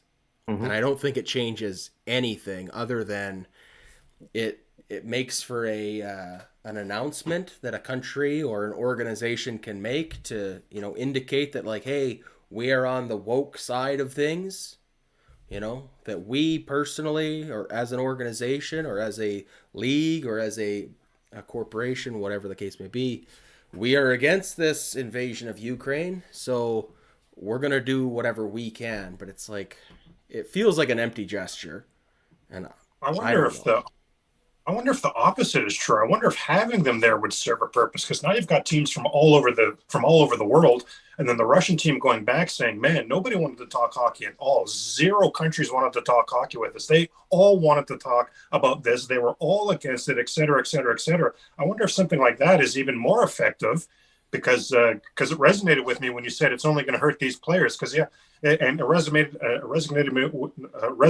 with me when you're talking about Ovechkin, these players, and Clark talking about players taking up arms and things like that. So I wonder, I mean, who am I to go, to question something Wayne Gretzky's saying? But I actually wonder if the opposite could be something that's effective. Well, that's a great almost point. like forcing the issue rather than avoiding it. You force it. From their own mouths. Now that team goes back to Rush from their own mouths of friends, family, media, everybody asking, how was it? How was this experience? How was that experience? Knowing what typical World Junior answers are. And no one wanted to talk World Juniors with us at all. They only wanted to talk about it. Was every single person from every single country. And can I tell you, 0 people agreed with us. Can I tell you something about that? Yeah.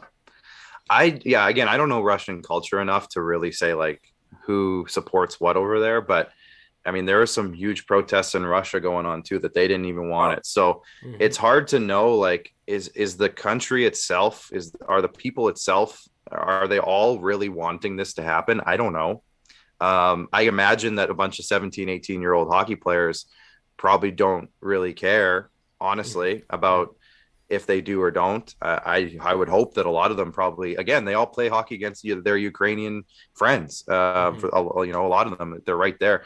They probably don't want this to happen. So I get the gesture, but oh man, it's tough. Like I'm just glad I don't run the IIHF right now, because all they're doing if they don't allow the Russians to come is these 18-year-old players don't get to play in a 2-week tournament. That's all they're doing. Is it going to change Russian policies? Is Putin going to be like, dang, I need those guys to play that tournament. They have to go. Okay. It's just tough. I think about historically, like you go throughout the Cold War and you got like the Summit Series and like Canada Cups, and like they never shied away before from playing against each other, because I figured that playing hockey was the one place where no matter what your sides are politically, it doesn't matter on the ice. So that's a great and how many point. bridges were built in the Summit Series? There was a lot of bridges built. So like Craig said, maybe it forces it, and maybe it makes it better if they come and figure some stuff out. These are great points. I do think that there's definitely value to having the conversation, right? And as opposed to burying your head in the sand.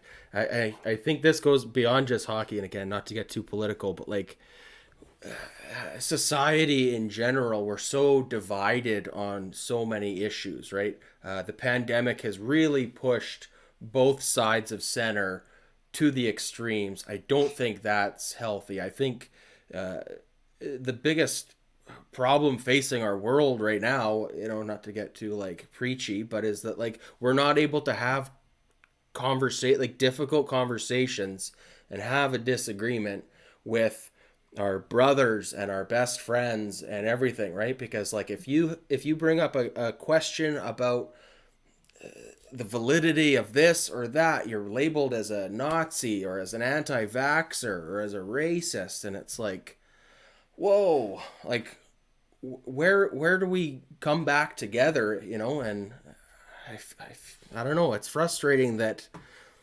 in a way through sports should be a way to unite us, right? Like instead of coming together over the things we have in common, those shared passions and those interests, we're choosing to just further divide ourselves. And I don't think that's at all a healthy response. So that's like what Pete Sox baseball is going to do. That's what our fantasy team do. Bring together. That's what our goal is. Yeah. Yes, funded by Russian money, right? Russian oligarchs. Just to bring a smile to everybody's face, I'm just watching a video of a Ukrainian farmer who hitched a Russian tank to his tractor and he stole it. So Ukraine, man, they're badass over there. They really are. All right. Well, let's start to wrap things up here slowly. Mark, do you have anything else from Discord to get to? I got one question. It says, I know I'm greedy to think Vladdy could still be our third baseman, and no one of the baseball experts thinks moving Vladdy off first is a smart move. But I'm not asking you as baseball experts. I'm asking you as baseball idiots. Tell me if there's a chance Vladdy could still turn into an MLB third baseman. I love that question. Sign Freddie Freeman, sign Anthony Rizzo. Who cares? Just bring them all in. Vladdy to third, Freeman DH, Rizzo first base. Who cares? We're good. 100%. Love it. All right, we're out. Thank you. Walk off. It's called the Walkoff Yeah, podcast. it's called the right? Walkoff. Mike drop. There you go. Love it. Yeah, I don't know. Craig, let's go to you. What do you think, Vladdy? I mean, we've seen a lot of like social media posts, the Instagram stories, the Twitter posts, everything like this. He's working hard. He's losing weight, right? He's looking slimmer than we've seen in 8 years out of this kid, right? Is there a chance? What is the percentage that happens? Oh man, like it would be exciting if that could work, right? If we get a 50 home run guy playing third base. Oh, absolutely. I don't think there's any doubt about it. Now, first of all, I've been doing my part as Vlad is losing the weight. Just from a consistency standpoint, I've been putting on the weight as well as Vlad's been losing it, just to keep this scale. Yeah. Just from a consistency standpoint, taking that for the team. We're all doing our part. I remember go from right now. Vlad went over to first base, kicking and screaming. He wanted to be the everyday third baseman. He put in the work all off season. I saw him have fantastic interviews. He was really comfortable. It was in his own language back home, and he just was glowing about the work he was putting in for third base. And at some point, the Blue Jays had to go to him and tell him it's not. Along the way, perhaps you thought this was some sort of conversation. No, Vlad, you are going over to first base. And Atkins said he challenged Vlad right there. If you're disappointed about this, do whatever you need to do. Like, that's your call. But Atkins said he challenged him right there. When you're past the disappointment, get over to first base and put in the work and become the best darn first baseman in the league. And we saw Vlad flourish as a first baseman. So the work he's putting in the offseason and the work that he's willing to do to improve at a position he already has a passion for, third base, 1,000% yes, we could see Slim Daddy Vladdy back at the hot corner. Absolutely yes. Especially if it means Freddie Freeman at first base, but maybe you don't want to talk about that. But yes, absolutely. Well, I mean, Freddie Freeman, I feel like, is coming to the AL East. It's either in a Yankees uniform or a Blue Jays uniform. So I'm thinking it's the Dodgers or the Blue Jays. Why would you say it? Why would you end the show upsetting me like this? Why would you not like this? I've heard the Angels too. Because he grew up an Angels fan. Clark, Angels are out in the West Coast. We played them 6 times a year. I'm not mad at you. I'm mad at Adam putting them right in the damn flipping AL East. What just happened? Fair enough. Right. Well, I just mean as an argument for like, hey, the Jays should just force it. I mean, if it keeps it off the Yankees roster, then even if you do have a setback with Vladdy, maybe that cancels itself out just to keep him off of the Yankees. We did talk, Joel, I'll get to your thoughts in a second here.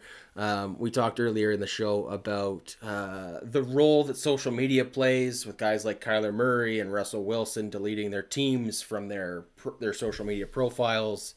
And what is that? The value that holds, the stock that we put into that. For what it's worth, Vladimir Guerrero Jr., who is very active on social media, lists himself in his Instagram bio as a Toronto Blue Jays third baseman. Wow. So, I don't know. He envisions himself at the hot like, corner. is that something that he just hasn't changed in 2 years and he hasn't gotten around to it? Or is that... I thought that was a vision board kind of a thing, right? I'm going to go look at this right now. I'm going to screenshot this. Wow. I don't know. See, like, don't get me wrong. I if he can play third base, then his WAR goes to 9, And I also, weirdly enough, I think first base is kind of like underrated as a position. Thank you. We think, Coming from first baseman, that means a lot. I never really understood the entire, like, put him over at first base because he's defensively inept. Like, every ground ball goes through you. Okay. The 3-6-3 double play goes through you twice. You're on the field. You're right. Like, you're handling the hot shots the pull shots from all the lefties.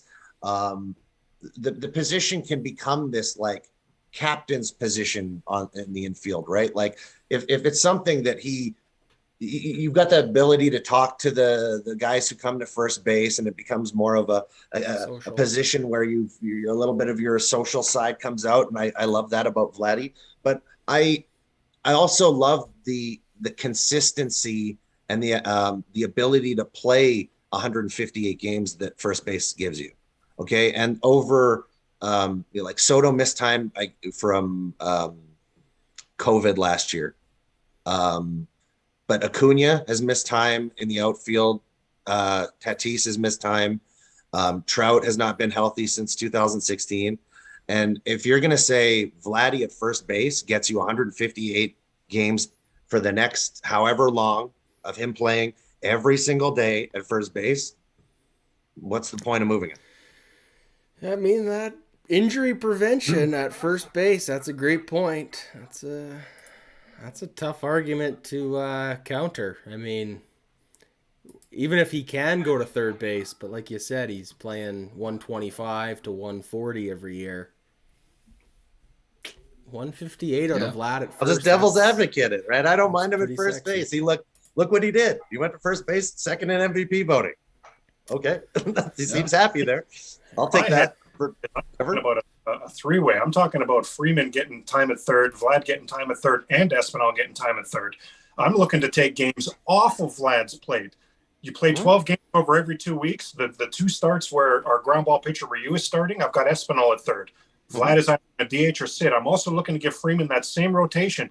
It's pulling teeth to get Vlad out of the lineup right now, and we have seen him fall apart by his own admission 2 straight seasons. He does not have the September he's wanted to have. So I'm actually on the other side of this. I'm looking to get Vlad more towards 140, 145 and just reap the benefits of a healthy Vlad, especially down that stretch run. So I hear the devil's advocate of it. I don't think maybe I wasn't clear on my plan. I've still got Santiago Espinal in this plan with Vlad and Freddie Freeman with time at third base, gentlemen. Well, and it's cheaper to go get Freddie Freeman than it is to go trade 6 assets for Jose Ramirez, which I know Craig is completely on board for. But I mean, if you can harvest that asset value and not have to get, trade away. Craig, who was your trade for Jose Ramirez? Because I've seen it; it's huge. Who was your trade? Oh Lord, I've had so many iterations, Clark. It's 4 top prospects like Kirk. It starts with Kirk and Groshans and grows. Gurriel's in there, Manoah's in there, Peterson's in there, or like a version. What you're saying is you're willing to give up almost anything for Jose Ramirez. I am here for it. I am absolutely sure. So what if we kept all those things, signed Freddie Freeman, and was able to convert Vladimir Guerrero to third base? Even if it's like, are we hoping? Is it Gold Glove or bust for Vladdy? Like, why can't he just be an average third baseman and still hit 50 home runs? Why are we expecting this Gold Glove third base? Does it have to be? Was our third baseman last year a Gold Glover? No. One more thing to throw on to it. All 8 of those guys contributed. Exactly. You're right. His arm isn't being taken advantage of at first base. I do fully admit that, because he has a cannon. He has an absolute cannon, even in his limited time at third base. I don't think I saw him miss a throw. And gentlemen, bottom line, first of all, Bo, did he even make an error at first? If I'm not mistaken, did he not make one error at first base? Yeah, no, he did make a couple. A couple? Okay. Vladdy struggled with those high fly balls that it was over the shoulder catches was that's fair. The hardest thing. But as we hear about what would happen defensively, the main reason I'm in to Clark's point, to whatever we have to deal with defensively, we'll pivot and I'll deal with it, because all I see when we're talking this is Slim Daddy Vladdy hitting third and Freddie Canada hitting fourth in this lineup for the next 5 years. That's all I see, and that is epic. And George Springer and Teoscar Hernandez and Bo Bichette. Yeah. I don't know. I think left-handed batter we've been clamoring for. That's why I'm on Freeman. I would love to see, and Joel, I don't know, maybe you know some of this information, but I would love to see the difference between, let's say we go out, Jose Ramirez is a good third baseman defensively and everywhere else, but what would the difference be between bringing a guy in who is a Gold Glover and putting Vladdy there, who maybe at worst is an average third baseman? Well, I think you're looking at maybe let's say 10 runs defensively, DRS, like the defensive runs that you could save off that would be 10, but the output that you get from Vladdy at that position over a standard third baseman is probably 50 runs. Right. And what would the increase from Freddie Freeman to Santiago Espinal? I know we love him here, but Craig, I'm not saying he's bad, but you put Freeman in a lineup instead of Espinal, That's and then you're dropping an MVP caliber bat, which we don't have lefties. We are very lefty deficient. So to put a lefty in the core spot of your lineup, which would be 3-4, ideally, then it drastically changes how pitchers have to approach this lineup as well. And it's one of the best lineups already in baseball. So best lineup in front of the home fans. You're going to have Manoah and Barrios and Gossman on the top of your rotation for the next 5 years. If you're a free agent, the Toronto Blue Jays suddenly go off of your absolutely not list onto your, hey, let me get my agent on the phone. Let's see what Toronto's cap situation is. Like, we become a destination. My one little weird tweak to that would be, imagine everything that you're saying, but you don't get Freeman this year, right? Imagine that you don't get Freeman because the price is too much. The opportunity to do something similar with Max Muncy comes up the year after. And that's not, and Max comes with that ability to play first, to play second, and to play third. So I think he's going, that's why I'm afraid Freeman is going to the Dodgers to replace Muncy. So you just blew my mind.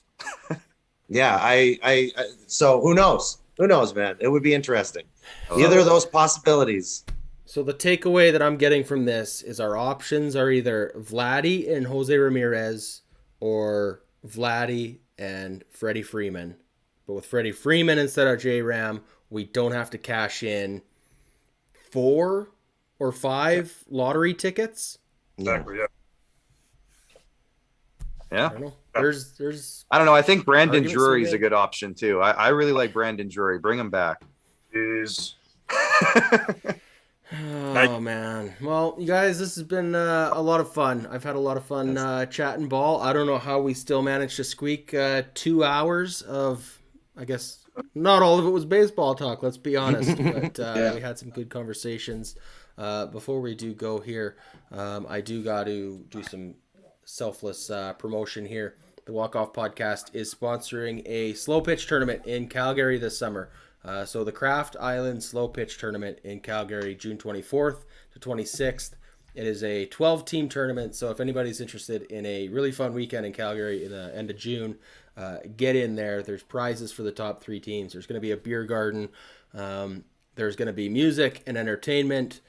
Scott and I will be on site. I don't know if we're going to be playing in the tournament, but we are going to be doing the color commentary for the games and the home run derby. We're going to be heckling everybody at the beer gardens. Scott and I will be doing live stand-up comedy. We'll also be joined by some of the best headliners from across Canada. So it's going to be a wild time, slow pitch tournament like you've never been in before. So June 24th to 26th, if anybody plays slow pitch, you can either go to craftislandentertainment.com or shoot us an email or a message and we'll send you to the right place.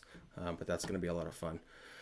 Before we leave here, Mark, is there anything else from Discord that we should get to before we say our goodbyes?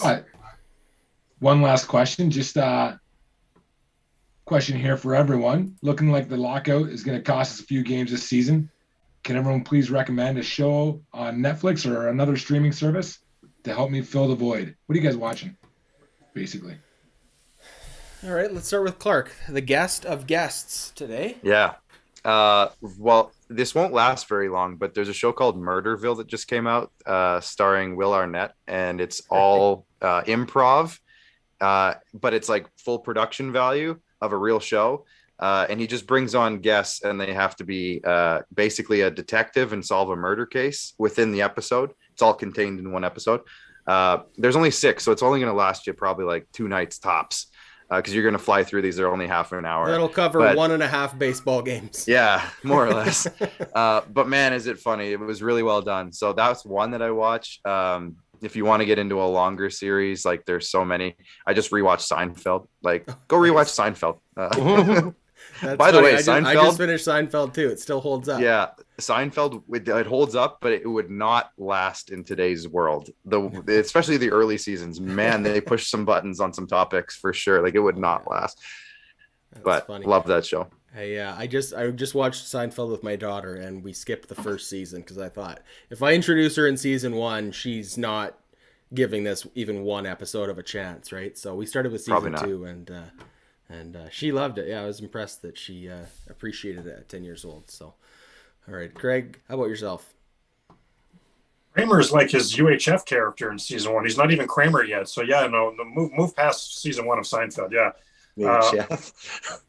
you guys would be beyond stunned. Hey, Connie would never speak to me again if you knew. We could count on one hand the amount of movies I've seen. I watched Workaholics, Always Sunny in Philadelphia, The Office, 30 Rock, and Brooklyn Nine-Nine on a constant, and Corner Gas over and over and over and over and over and over again.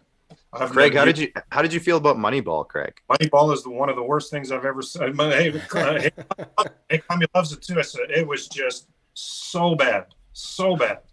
I feel bad because me and Max, we both love Moneyball. And Craig came on our show the one day for the Squadcast, and we said, Craig, you should go watch Moneyball before you come on our show. And he did, and he blasted us. He hated it. I feel bad for wasting your time. You weren't around during that time, Kami. You see what a fool they make. They make Art Howe look like a fool. They make all these guys look like a fool. That Kami, they did not portray these people well. Come on, Kami. Oh, they took a lot of creative liberties with that script. Jonah Hill's character is not at all the way that he was in actuality. I don't know if you should read the script. The script is actually quite different from the film. Interesting. That's interesting. Oh. Yeah. They cut out a lot. Like they cut out. What's really interesting is in the script. What's happening is the Brad Pitt storyline where you see him as a young player. Okay, that's supposed to go to a certain point and then get continued on by the Chris Pratt storyline. So it's almost like Brad Pitt's career ends, but he's able later in his life to save Scott Hatterberg's career, which was at the same point in his life because he has a daughter the same way Hatterberg does. He, at that point when he had to leave baseball, his wife left him. And then his wife is with that other rich guy up in the Hollywood Hills, kind of like flexing how rich he is. All that happened because nobody was able to save Billy Bean's career when he was young. But he was able to do it to Chris Pratt's character, Scott Hatterberg. And then you see that and then in scenes, some of the best scenes in the movie, which are not in the film, but they're in the script, are about like Scott Hatterberg's wife coming up to Billy Bean and saying like, you saved our marriage. I was about to leave him. And like these really amazing moments that just were for some reason cut out of the theatrical release. Compelling. Yeah, it's a great script. Where would someone even begin to look for the script? Oh, you just look up Moneyball PDF online. You'll find it. Aaron Sorkin's scripts are all up there. All right, Craig, new project for you. Oh. Yeah, Craig, what I'm going to need you to do, Craig, is I'm going to need you to read that script and record it in audio form so that I can listen to it on Audible because I'm not fucking reading anything. Or just do a 5-page book report on that, please. Yeah. Well, yeah. You guys got 1 week. For Tommy John, the script that I wrote, right? What's really, really weird, I don't know if I should be saying this, is that kind of Tommy and his ex-wife are kind of at wit's end, and that's kind of an issue with us making the movie, is that all of Tommy John's kids don't want the mother character to be portrayed in any way a good light because they don't like her in any way. And I wrote a very romantic baseball script about two people in love, but because they were totally in love between 1968 and 1977 when the screenplay takes place, but then they fell out of love in the 2000s, right? But the kids are like, no, she's a she-devil. So it's just like, it's that balancing act that you have to do with reality and telling a narrative that is based on reality, right? It's wild stuff sometimes. Awesome. I shouldn't have said that. I'm gonna get that's fantastic, though. I love that. That's great. My recommendation for some content on Netflix is a show that was created in Germany, I believe. It's called Dark. There's 3 seasons of it on Netflix. It is German with English subtitles, or you can just have it dubbed into English. I know it's like sounds like a deal breaker right there, but it's actually the dubbing's really well done. And if you just give it a chance, by the end of the first episode, you don't even notice that it's dubbed anymore. Really cool, like thriller, mystery, time travel kind of a show. lot of complicated threads that all get tied together. Very well done. So Dark on Netflix. That's my recommendation there. Mine would be I actually baseball Koshian. I don't know if you guys know him on TikTok, but he recommended this Japanese baseball movie called Kano, which was about a Taiwanese baseball team that goes to play in the Koshian national tournament during the 1940s. And it was a 3-hour baseball movie, all in Japanese, and it was incredible. It was absolutely incredible. Yeah. Awesome. Another one where you have to jump. It's a different language, but if you're into subtitles or you find a good dub version, it was a journey. It was great baseball. What'd you say it was called? Kano. Okay. Yeah. Okay. Awesome. Good one. Good baseball reference too there. So thanks for that one, Joel. Mark, how about yourself? I don't watch too much Netflix, but probably the last thing I watched was Screwball documentary on Netflix. Oh, Have that you was seen a good that? one. Yeah. That was About steroids in baseball. That was a fantastic documentary.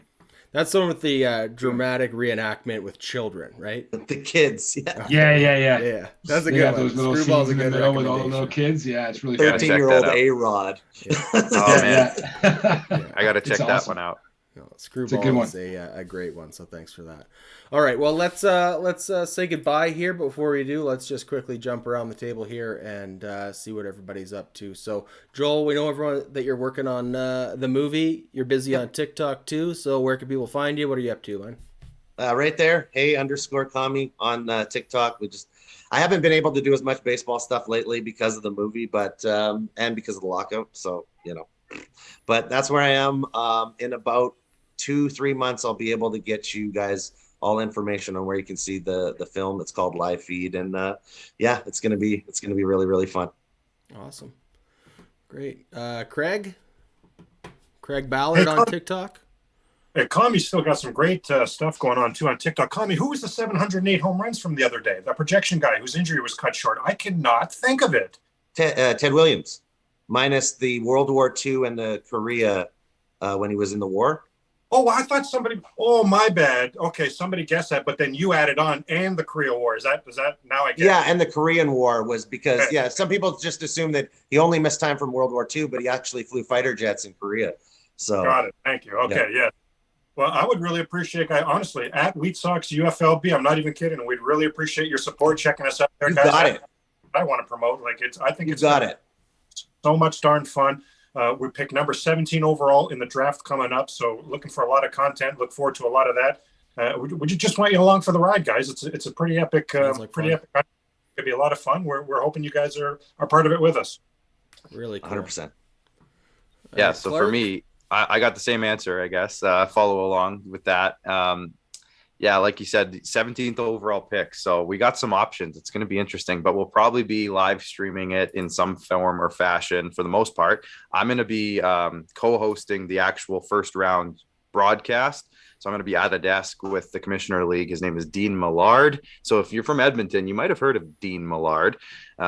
He's done some stuff. He's the commissioner of the league. He's been around sports broadcasting for a while in the Alberta area. So I'm going to be on with him for the first round. But Craig is going to be in the war room with our assistant general manager, Max Ritz. So they're going to be making our first selection. I'm going to be on the desk, but I'll be talking with the guys at the same time. But so we'll be doing that. But that's my next week or so. But you can follow me on our show, the Squadcast, which is every Tuesday night. Me and Max. Tuesday nights we go. Right now we're talking a lot of hockey, but football season we do that. Baseball season we used to dedicate 20-30 minutes of every episode to Blue Jays specifically, but. Nice. We'll see if that happens. So that's on YouTube, iTunes, Spotify. Yeah, YouTube, everywhere. We're live broadcast just like this on YouTube and Facebook and also Twitter. We used to have an actual studio show, but Max is in university. He's finishing up some university stuff, so we're broadcasting from. This is my studio now, my bedroom. But we'll get back into the studio at some point. So yeah, that's the big thing. Follow me on TikTok as well. Producer Clark. My name's right here. You can follow me there. So do that as well. I might be live TikToking that baseball draft too. So if you guys want to pop in for that, that's probably one of the easier places to check in.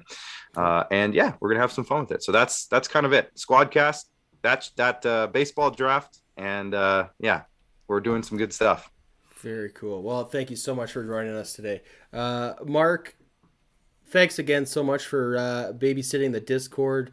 Streamlining everything just makes my life 1,000 times easier with you getting all those questions ready.